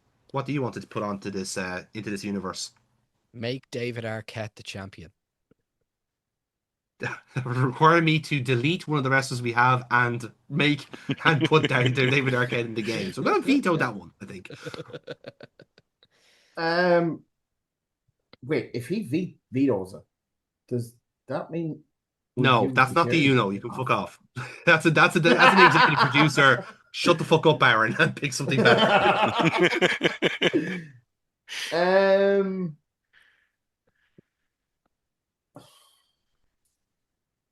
Would you like a reminder of what the main events are at the moment for Mania in the Mirror Universe? Give me a quick reminder on who they are. Sure. So on the Raw side, the men's main event is a fatal four-way between Solo Sikoa, the Universal Champ, the undisputed champion, Roman Reigns, Omos, and Bobby Lashley. So it's basically two members of the Bloodline against two members of the Hurt Business. Is that fatal four-way? Hold on a second. Oh yeah, almost. Isn't the whole thing with my last pick was if Reigns loses, I get him on NXT? Exactly. Yeah. So he's basically been loaned to Raw, and if he wins the championship, he stays on Raw. Right. So that was the current agreement because he's been put into that fatal four-way into that match. So I really could just double down on my pick from the last time if I wanted. That would be a waste of a pick considering it hasn't happened yet. Well, I mean, I could just say I don't want him necessarily to lose. I just don't want him to win. But I don't decide that. That's the universe mode deciding how he wins. So I could just keep reloading the match until he loses. Like that doesn't make sense. And that's, I'll be honest with you, kind of a waste of a Roman Reigns. Anyway, do you know what? Do you know what? On the Raw side, the women's championship is not decided yet either. Okay, go for it. I have a pick. Depending on how the main event goes, right? Okay. Reigns will go with me if he doesn't win. Yes, that's already been established. Whoever eats the pin, if it's not Reigns, gets to go to NXT. Oh, interesting. That leaves it open to absolutely anyone. It could just double down on the fact that they're going to keep Reigns. It could mean I could get somebody else as a random one with Reigns. It could also mean that I lose out in Reigns, but I get somebody else. So there's a lot of variables there. That's interesting. So it's almost like they get relegated to NXT in a way. I know it's kind of not exactly what you mean, but it's kind of it's almost like the penalty you pay. It's like loser leaves town. Loser leaves town, yeah. But it has to be the person who eats the pin. So it could double down on the Roman Reigns thing and really have wasted a pick, or it could gain two people. Yeah, that's fair. That's very, very fair. Again, it's entirely possible that Bobby Lashley wins that match, and then you have the entire bloodline in NXT. Yeah. Look. I want to get this. I want to get this on record. Aaron, your beard is lovely, and that was a devastating, intelligent choice you just made. That is actually very that is a nice little kind of little bit of spice in that main event because it's probably going to end. That is probably the full main event of WrestleMania. So we'll wait and see on how it goes. Jamie, what's your creative control for what we have? David Arquette as champion. Brian, we've already had this conversation. He's dead. Where in our world are Samoa Joe and or AJ Styles? AJ Styles is on NXT, as is Samoa Joe. Aaron, would you like to nominate one? Oh, I think I know where this is going. I'm sending them home. As is evident by today's topic of conversation, just to scratch the itch. Feels right. Now, I will say one wrestler is being used on NXT at the moment. It does seem that Samoa Joe is going to be the number one contender to Ricky Saints because he has beaten Ricky Saints on TV and looks to be top of the pecking order in terms of obviously when it comes to NXT stand deliver, it looks like it's going to be Samoa Joe versus Ricky Saints. I do not know that yet, but that's the way it's looking. Or certainly it's going to be a multi-man match where he will feature. AJ Styles is currently not being booked. I like the idea of Joe going to TNA and going to TNA with the NXT title and putting it in the bin. You could do that. Scandal. Oh, do they have a match at the next pay-per-view? So Samoa Joe will probably be on it. I'm not sure about AJ Styles because AJ Styles is currently not in any kind of angles at the moment. Take AJ Styles, I suppose. He doesn't have a belt. It's less sticky. There we go. Okay, then. Now, the real question is, Jamie, when do you want AJ Styles to return? Oh. and how? Okay, this may expand beyond what I'm allowed, but can I ask for a King of the Mountain main event for Slammiversary? With AJ I do. Styles as a surprise entrant? For Slammiversary. Slammiversary is in May. Is the June. May June? Is it? Yeah. Okay. It's a bit of a Okay. delayed one, but it feels right. Okay. Oh, are they doing a Destination X?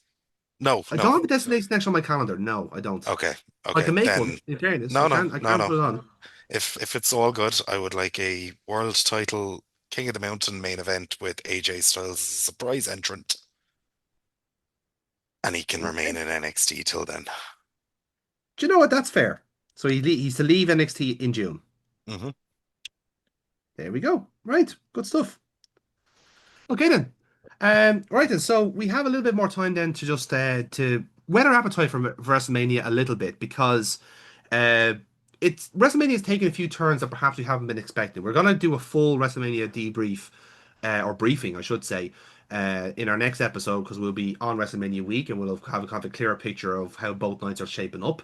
Obviously, there's a few tasty fucking matches going on and some that are really fucking not. I'll be honest with you, Rhea and Jade is top of that list for me.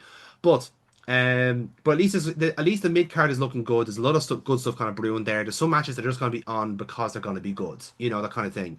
But the one I wanted to talk about, and again, kind of pick your brains because we all have very different kind of views on kind of like how to make a good wrestling kind of angle, I suppose. And the SmackDown main event has taken the turn I wasn't really expecting, which is the Randy Orton heel turn, and very much a reversion to, I suppose, a prime Randy Orton that a lot of people are now kind of nostalgic over, which is the 2009 version of Orton, where he's kicking McMahon's in the head and he's playing politics and he's being a really whiny little bitch about it. So all these are kind of culminating into the Randy Orton that we're seeing now, which, I'll be honest, kind of suits him. But it's also a fact that are they getting the response that they were expecting with this heel turn? Because the fans are baying for blood every time Orton is in the crowd, is out in the ring, and it's fascinating to me the altered state we have, where a despicable, like homicidal heel that we have is getting such fervent cheers. Like we've had things like that in the crowd before, where like they're not necessarily cheering because he's the babyface, they're cheering because this is the character they wanted to see for years, and it's kind of that catharsis in the crowd. So I'd like to kind of take your guys' straw poll on it. Like, obviously, I don't think this is what WWE intended, but surely this has really benefited them from having this like massive change, this paradigm shift in the booking. I completely agree. I think that Randy, I think he even sold it in the promo that like Cody gave him permission to be the best Randy Orton he can be, and he's obsessed with getting the next title, so he needs to be the best version of himself to the point where they're leaning into the nostalgia of 2009 Psycho Randy, and that's kind of where a lot of I think it's a weirdly like a nostalgia push. Yeah, yeah, that has that kind of air to it in a sense Yeah, where like it feel like I think the fans are assuming it that like this is his last run almost, yeah. his last big run, you know? But they're nostalgic for him kicking people in the head. But Yeah, I because think it's working. it's interesting. Mm. Yeah. It's actually it's like Cody Cody is never going to be interesting. He's always going to be safe. He is just a safe. He's the safest pair of hands. He's a great goalkeeper. I would have put him in goal to save the penalties for Ireland. I'm still not fucking bitter. But Don't remind us. he's So, come on, so Brian. We have a podcast for that, to be fair. yeah. But it's like Cody's boring as fuck. Like But he's a good canvas to paint a heel onto. yeah, Yeah. it's nice that it's Randy, and maybe he'll teach him a lesson, and hopefully Cody comes out of this with a little bit more metal and a little bit more bollocks, because the cookie cutter is broken. Mm. And I want to heal Cody. Ring of Honor, kiss Are my we ring, are black we hair, slightly Cody. are we slightly terrified of who Randy Orton has on the phone? Because that could go absolutely anywhere. Oh, it's hornswoggle, as is tradition. There's 2 points to make on who's on the phone. One is Ted DiBiase Jr. has been acquitted of all charges I know. and Yeah, is a free and legally innocent man. And the other is on Raw. They kind of soft launched the Vince, return yeah. of Vince. Oh no, that's what I'm terrified over. I'm like, no, please, you can't. You can't. Surely you can't. Lads, they're bringing back the Authority. Oh God. It was a Like, Stephanie McMahon segment where they teased it, so yeah. Like I think this is the real kind of fearful idea of it for me. Like, firstly, I would feel that the safest option would be someone like Arn Anderson, who, again, wrestling fans will know that they're like Arn Anderson was used so well in AEW when it comes to Cody. Like the Glock promo is stuck in my fucking head. Like the guy, like woefully underused in his older years, where he can just like that guy can cut a promo fucking so easily and have that kind of old school energy. Where like if you were able to have Arn Anderson in that kind of role again, of just basically being able to tap into the psychotic part of Randy Orton and then be equally as psychotic in a promo is excellent. It's a great idea. We've crossed a line here because for the first time in history, I think it's like, wouldn't it be great if it was Arn Anderson? And oh dear God, I hope it's not Ric Flair. Oh Christ, yeah. Yeah, no, again, Ric Flair is also the possibility as well. No, he's not, because I think he's still contracted to TNA. AEW. I don't think his contract ever actually got broken by AEW. He's just solid there. So he's been made to stay home too. Or go to the bar. If the world is just, it'd be Goldust. You know, that'd be. There's a possibility as well. That would be something. To my veins, but that like actual Dustin Rhodes, like, because God damn, that man's a fucking legend. But I will say I do have that kind of sinking feeling that it is Vince, considering that there is the whole thing about the royal families and all this other jazz, and it's Orton essentially. Or alternatively, they could go the other way with this and have it be Roy Skis. It's no. Play off his history with Cody. It's Brandy. No, it's gonna be Brandy. Brandy would be fun. Brandy would just be fun. Yeah, I just want to hear her say, "Who told this bitch it's open mic night?" That is one of the best line deliveries ever in wrestling. But I think I think it actually might be Ted DiBiase. I have a feeling. What a popcorn fart, though. But that's my fear about it as well, is that it has to be someone shocking for it to work. So that's why, like, I think Vince is the maximum shock factor, because WWE know he's damaged goods. And I think again, it's that sort of thing where, like, we did the episode a couple of weeks ago about the MAGAification of WWE internally and how that's clashing with the fans externally, because the fan base don't particularly want Vince back. And normally when you hear people that like are kind of like advocating for him to return are people that you kind of want to check their hard drives. You know, they're not they're not the safest fan base around, and it is the kind of thing where like, well, he hasn't done this, whatever he's done that, all this other like kind of waffle essentially to justify what he's done. And the thing about it is, they've already played this card before, because they were able to soft launch Brock Lesnar, and they got away with it.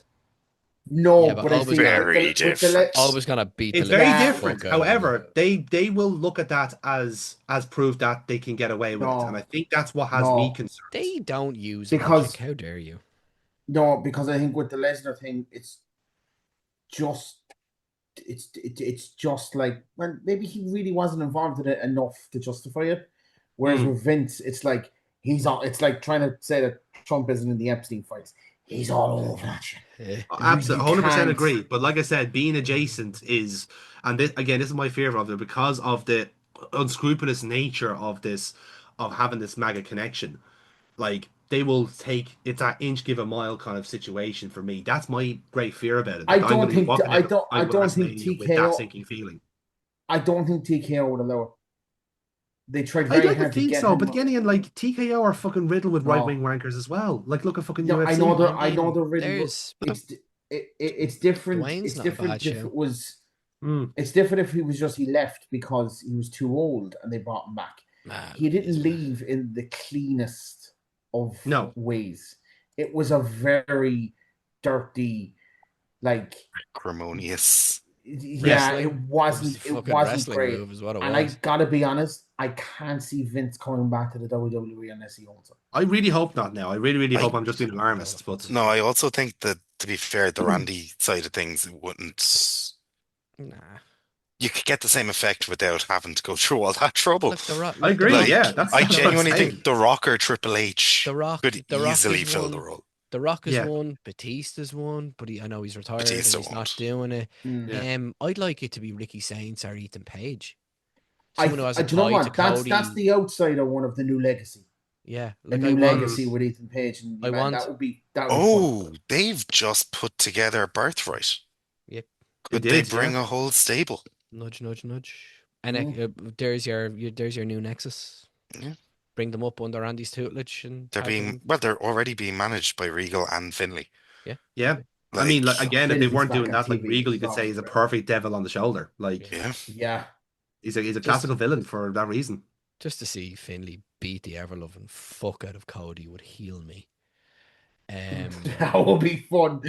That would be fun. Again, on the Cody point as well, because again, like this initial segment in my mind, it started off with like, why is Cody not working as a babyface? And again, it got kind of like overtaken by Randy Orton just having this meteoric renaissance as a pure form of Randy Orton.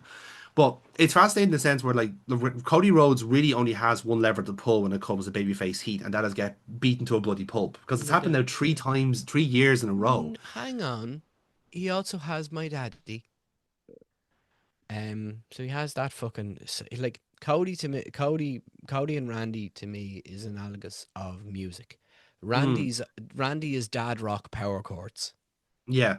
Cody is like fucking prog rock. Like, it's niche and he's in the corner, and it'll be good for 2 minutes of the 17-minute long solo, but like, everyone likes the Top Gear fucking theme song.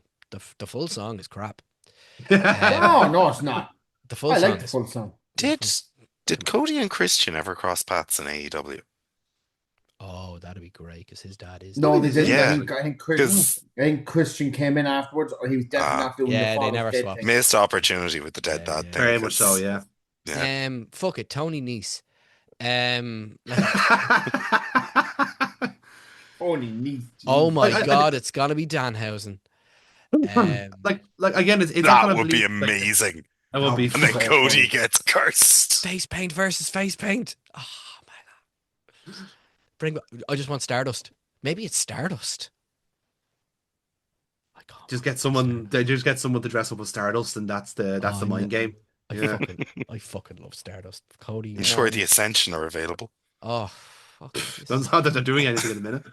But no, in fairness, like it's interesting to see where it's going, and like I think the fact that Orton now does very much seem to be kind of let loose, like the lunatic is broken out of his cage, is exceptional stuff. Like, I thought his promos on SmackDown the last while have been absolutely top notch. It just goes to show you that, like, and I think this is always like, in a way, it's equal parts frustrating and equal parts impressive about WWE, is that basically they are at the kind of helm of a nuclear submarine, and they can just press the red button on any of those wrestlers at any given time, and they're gone. They are ready to fucking launch. That's and it's not good, but that's the good thing. What Triple H does is anyone's ready and everyone's primed. Like, he's at the barbecue ready to serve you whenever you want it. Like, it's a first world problem, but it's a very good problem to have. Yeah, that's the one good thing. Just, can I point out in the career of Randy that there was like young Randy, very problematic. It went on. He seemed to discover weed at some point around Matt Riddle, and he's just been having the time of his life since. Big Dad Randy is a fucking vibe, and I love him. Yeah, there's few people who look like they're having as much fun wrestling as Randy Orton. Yeah. Could he get Joe Hendry? You know, it's not going to be a fun one, but it's not going to be good either. This is literally what Triple H likes to do. He likes to go, it could be anyone. And I'm like, you know who I would really like it to be? Jericho. He's still on contract with AEW. Still. Seemingly. That'd be never the one. want to see him again.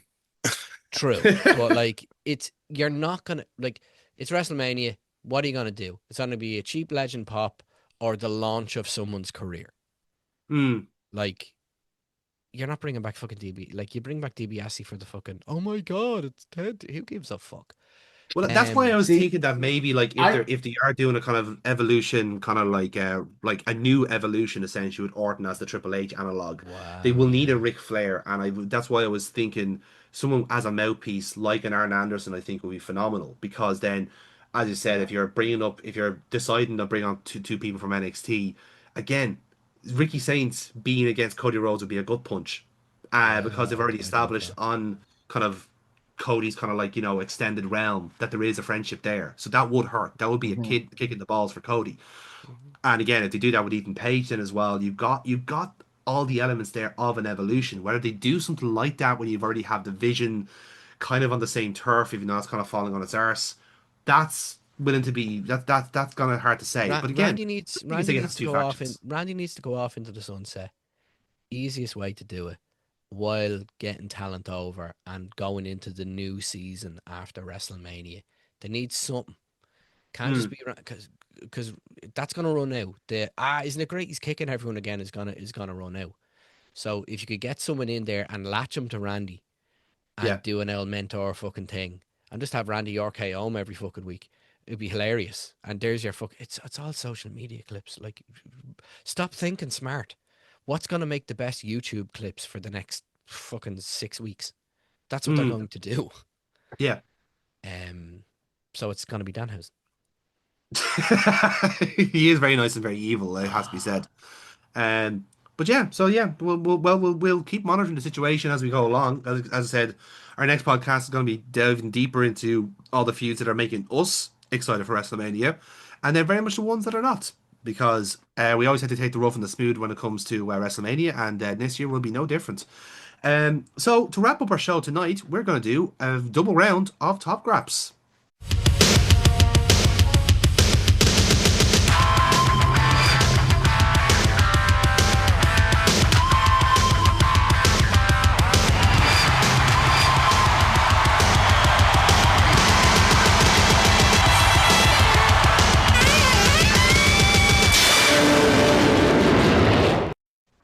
So, seeing that we didn't have one last episode, because again we were too busy, in creating an entire new Hall of Fame. So we're going to be doing a double round of Top Graps, which means that we can do 2 in and 2 out, which I think is only fair because again, it's been a lot of wrestling in the last few weeks. We've had an AEW pay-per-view, we've had TNA pay-per-view, and obviously we've had the WrestleMania build like kicking into fucking overdrive in the last few weeks as well. So there's been plenty of movement. So I'll give a reminder of the top 10 as we have it now in ascending order. Bottom of the list is Danhausen, followed then by MJF, then Mike Santana, Raquel Rodriguez at 7, Jacob Fatu at 6, Liv Morgan at 5, Drew McIntyre at 4, Gunther at 3, Finn Balor at 2, and CM Punk top of the pile. So, I don't want to put words in our mouth here, team, but I think there's going to be a couple of changes to this list. Right, real easy. McIntyre and Rodriguez, get them in the fucking bin. I think Raquel is definitely off the list for me anyway. I know that would be a great job. I agree with Raquel. I'd get rid of MJF before I got rid of Drew. Fair. Drew's had more interesting brawls in the last week. True.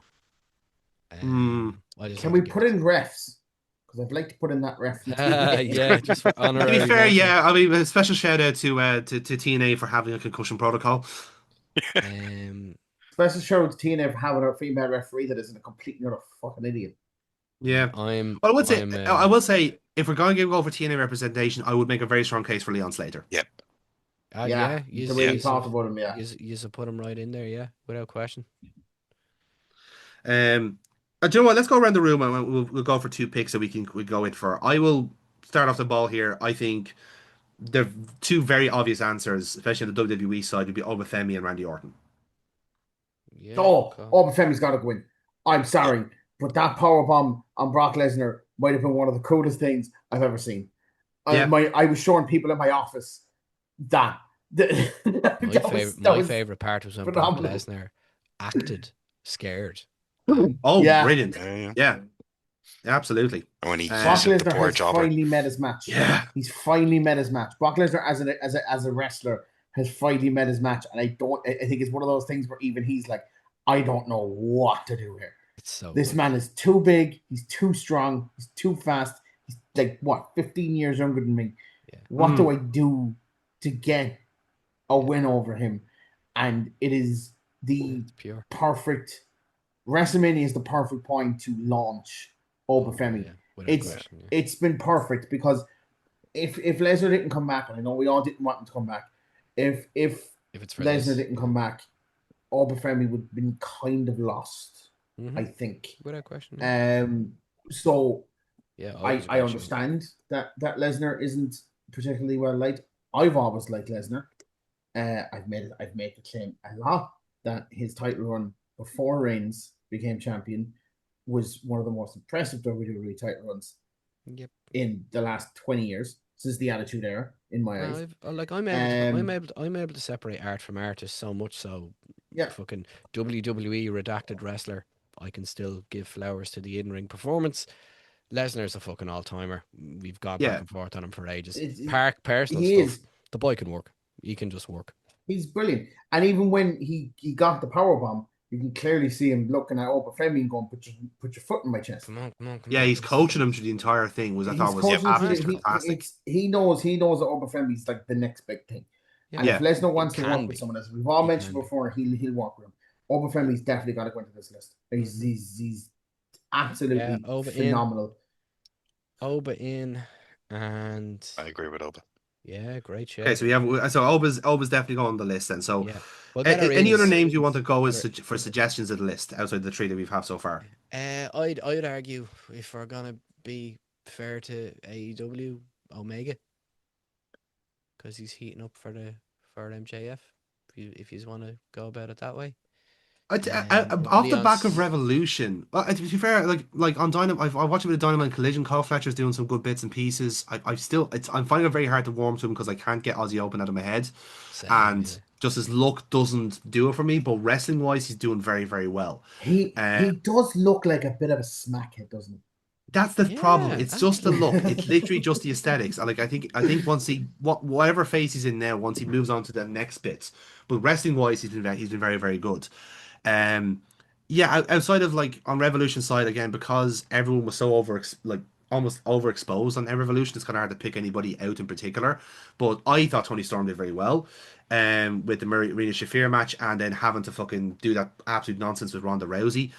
Again, it's the kind of thing where sometimes a good wrestler can carry you through a shit segment, and Tony Storm can do that.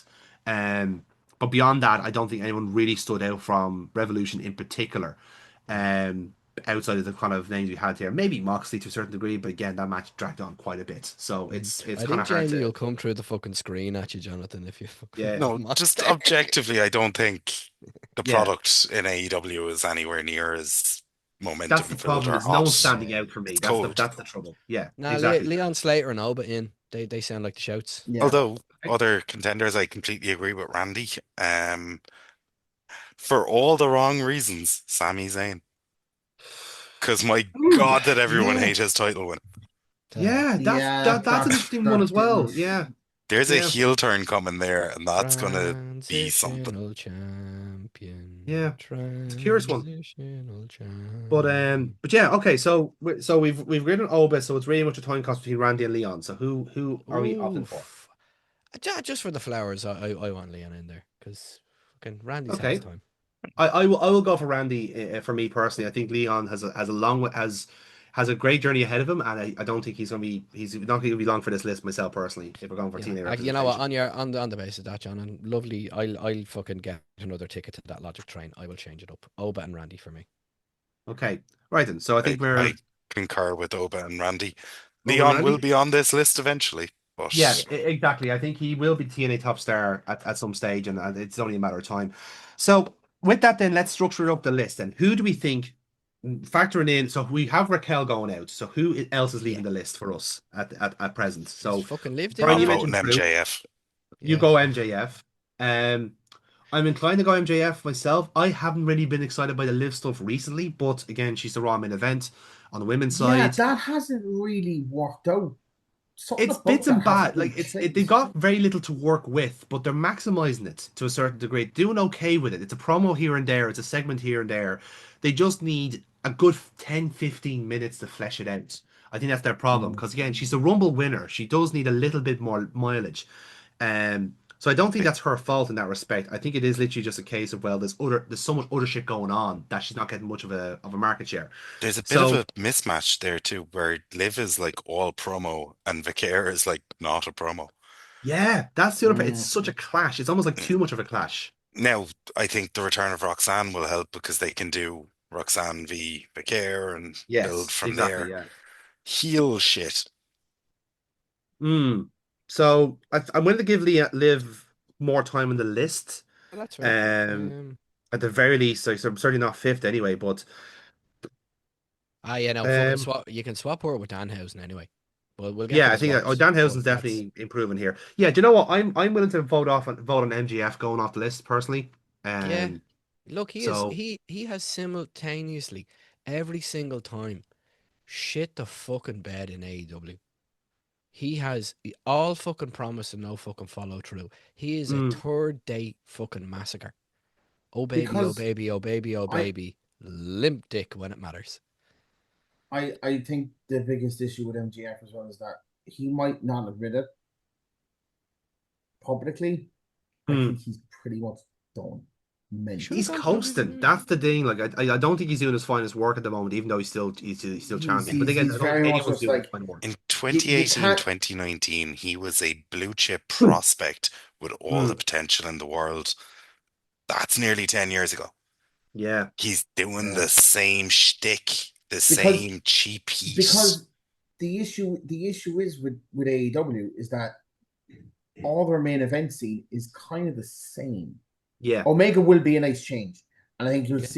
see him with a new opponent and be like, oh, that's the fucker that we all like. But that's the only guy I can think of off the top of my head in AEW that I think will be interesting, because Clyde Fletcher doesn't interest me with him. Kenny will put on Kenny will bangers do. and bring back the feeling. I think maybe if the feel I is roll right, if for he the does lose, YouTubers. if he does end up doing it, I think it could be fun with Okada. I think you could have a bit Oh, of fun there. please. Yeah, hook to me. Please. But I very much think if he wants to be better and if he wants to have stuff to sink his teeth into, I think he needs to leave AEW because he's always going to be. He got the tattoo. Did he not recently get into a social media spat with somebody? I think he Probably yeah. did. Something about being a bitter mid-carder? Something Oh, like that that. was Yeah. Nemeth. I mean, if he goes Oh, to yeah, WWE, Dolph. he'll have more people.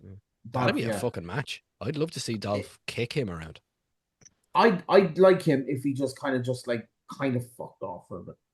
And He did He's that already. kind of He gets stale quick. yeah. He's He gets stale real quintessentially quick. the thin-skinned. I'm being told I'm great every time I do anything. Why would I change? Get away from me. I don't need advice. But even that, I don't think he's like that. I You actually watch think if enough of MJF you was, watch enough of him, he's actually a bit of a fucking sweetheart. If you watch hard enough, he's a really nice. It seems like he's a legitimately nice person. he's in the wrong fucking falls company, into and the- he should have gone to WWE. Get him off the fucking list. I understand that he didn't go to WWE this time, but he's gonna go the next time. If he doesn't go the next time, his career's dead. I don't think he'll get as much He the wants next to time. be an actor. I don't think so. Yeah, that's the gonna I problem. think his fucking value is do dropped. shit. Mm, Happy Gilmore too. He's fucking sorted. yeah. Okay, right. So we're gonna go with MGF off the list anyway. So let's Young build and the let's build bin. from the top down. Who is top of the bill for everyone at the moment? I think Punk is cool a little bit. I think I would make a case for Randy or Oba top of the list. Ooh, Randy. Punk. Randy. I'm sorry, Right, Punk hasn't Oba. cooled a little bit. Have we all seen what happened on Raw? Oh, no, when I say a Yeah. little bit, I'm Very referring fun. to like Oba yeeting fucking security guards Yeah. on their hips. Oh, and okay, yes. What talk about Orton was the and- hottest thing in the wrestling business right Yeah, now. yeah, yeah. Yeah, It's Oba Femi. You were showing the video to your co-workers. Yeah. Yeah. So Oba, Randy, Punk. Punk's still Randy doing Punk? interesting stuff. Like he's making Roman Reigns interesting, which is Yeah. much fucking hard. To be work. fair, like don't be wrong. I think like Punk is still kind of captain of the team here, but like I said, this is a straw poll of what's working right now, He's and hot. yeah, okay. So yeah, we're And gonna go some with that. So seconds. Obafemi So, top, Randy Orton second, and CM Punk third. I think that's very yeah. fair. Then there's a Actually, bit of a and just to give yeah, flowers here, because someone who probably should have been at least nominated, Paul Heyman, yeah, Yeah. is selling yes, this angle so well. very much so. Yes.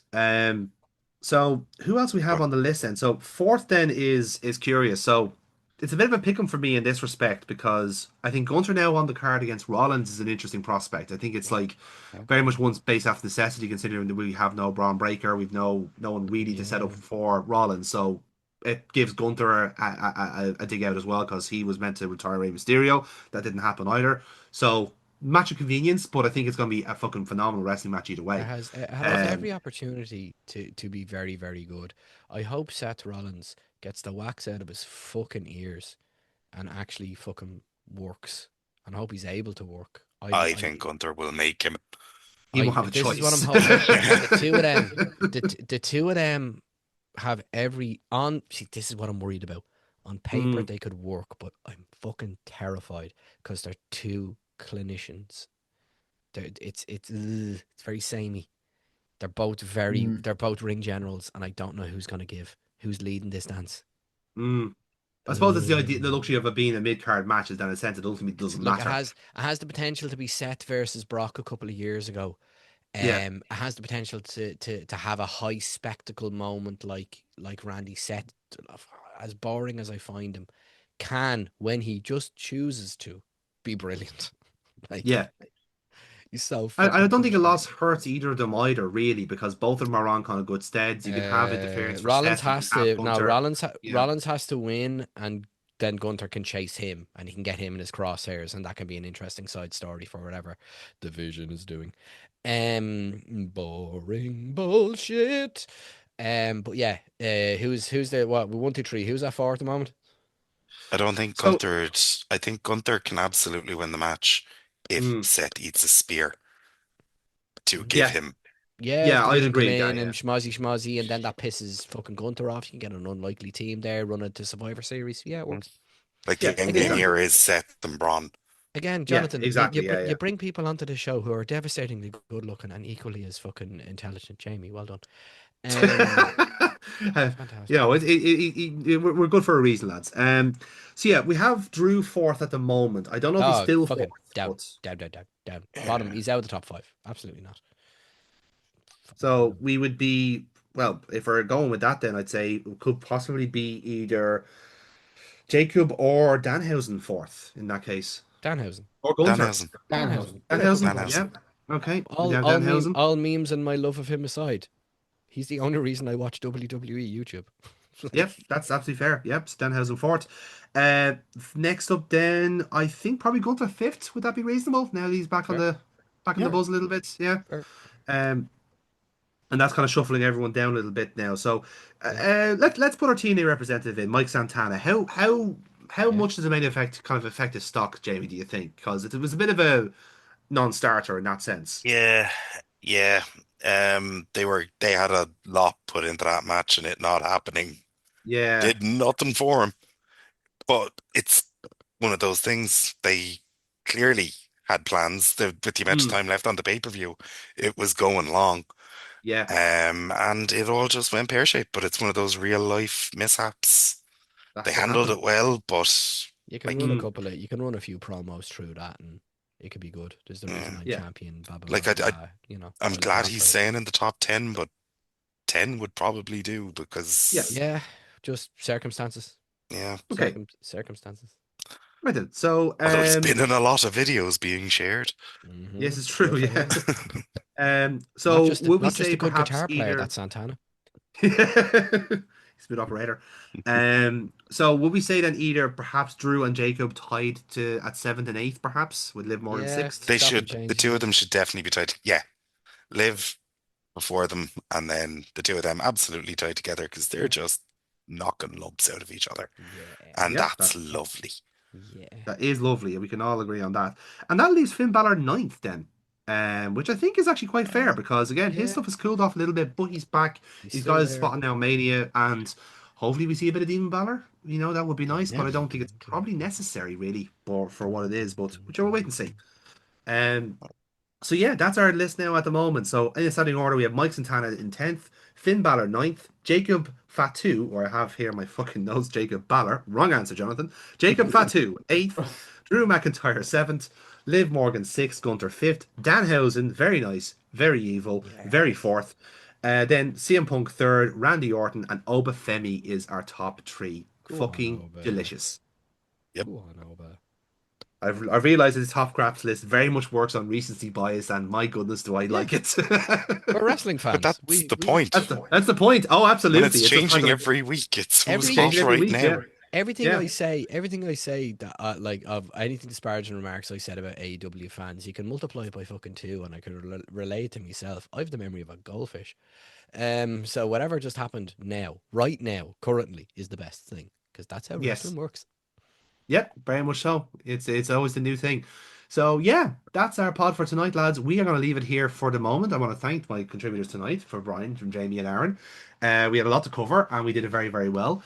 And it's going to be more the same in a couple of weeks' time, because we will be doing our WrestleMania preview. We're going to be talking about what matches are intriguing us the most, what has the most spice, what needs more spice, what needs a bit of parsley or something. I don't fucking know. I'm not a chef. So, you know, we'll go from there, and we'll see what that leaves us for WrestleMania on the double nights. And we're going to be able to do the debrief right after WrestleMania as well, and get out all that stuff off our chest when it's all nice and recent. So until then, that has been GrapsWatch, and we'll see you for the next bout. I should probably stop the ball.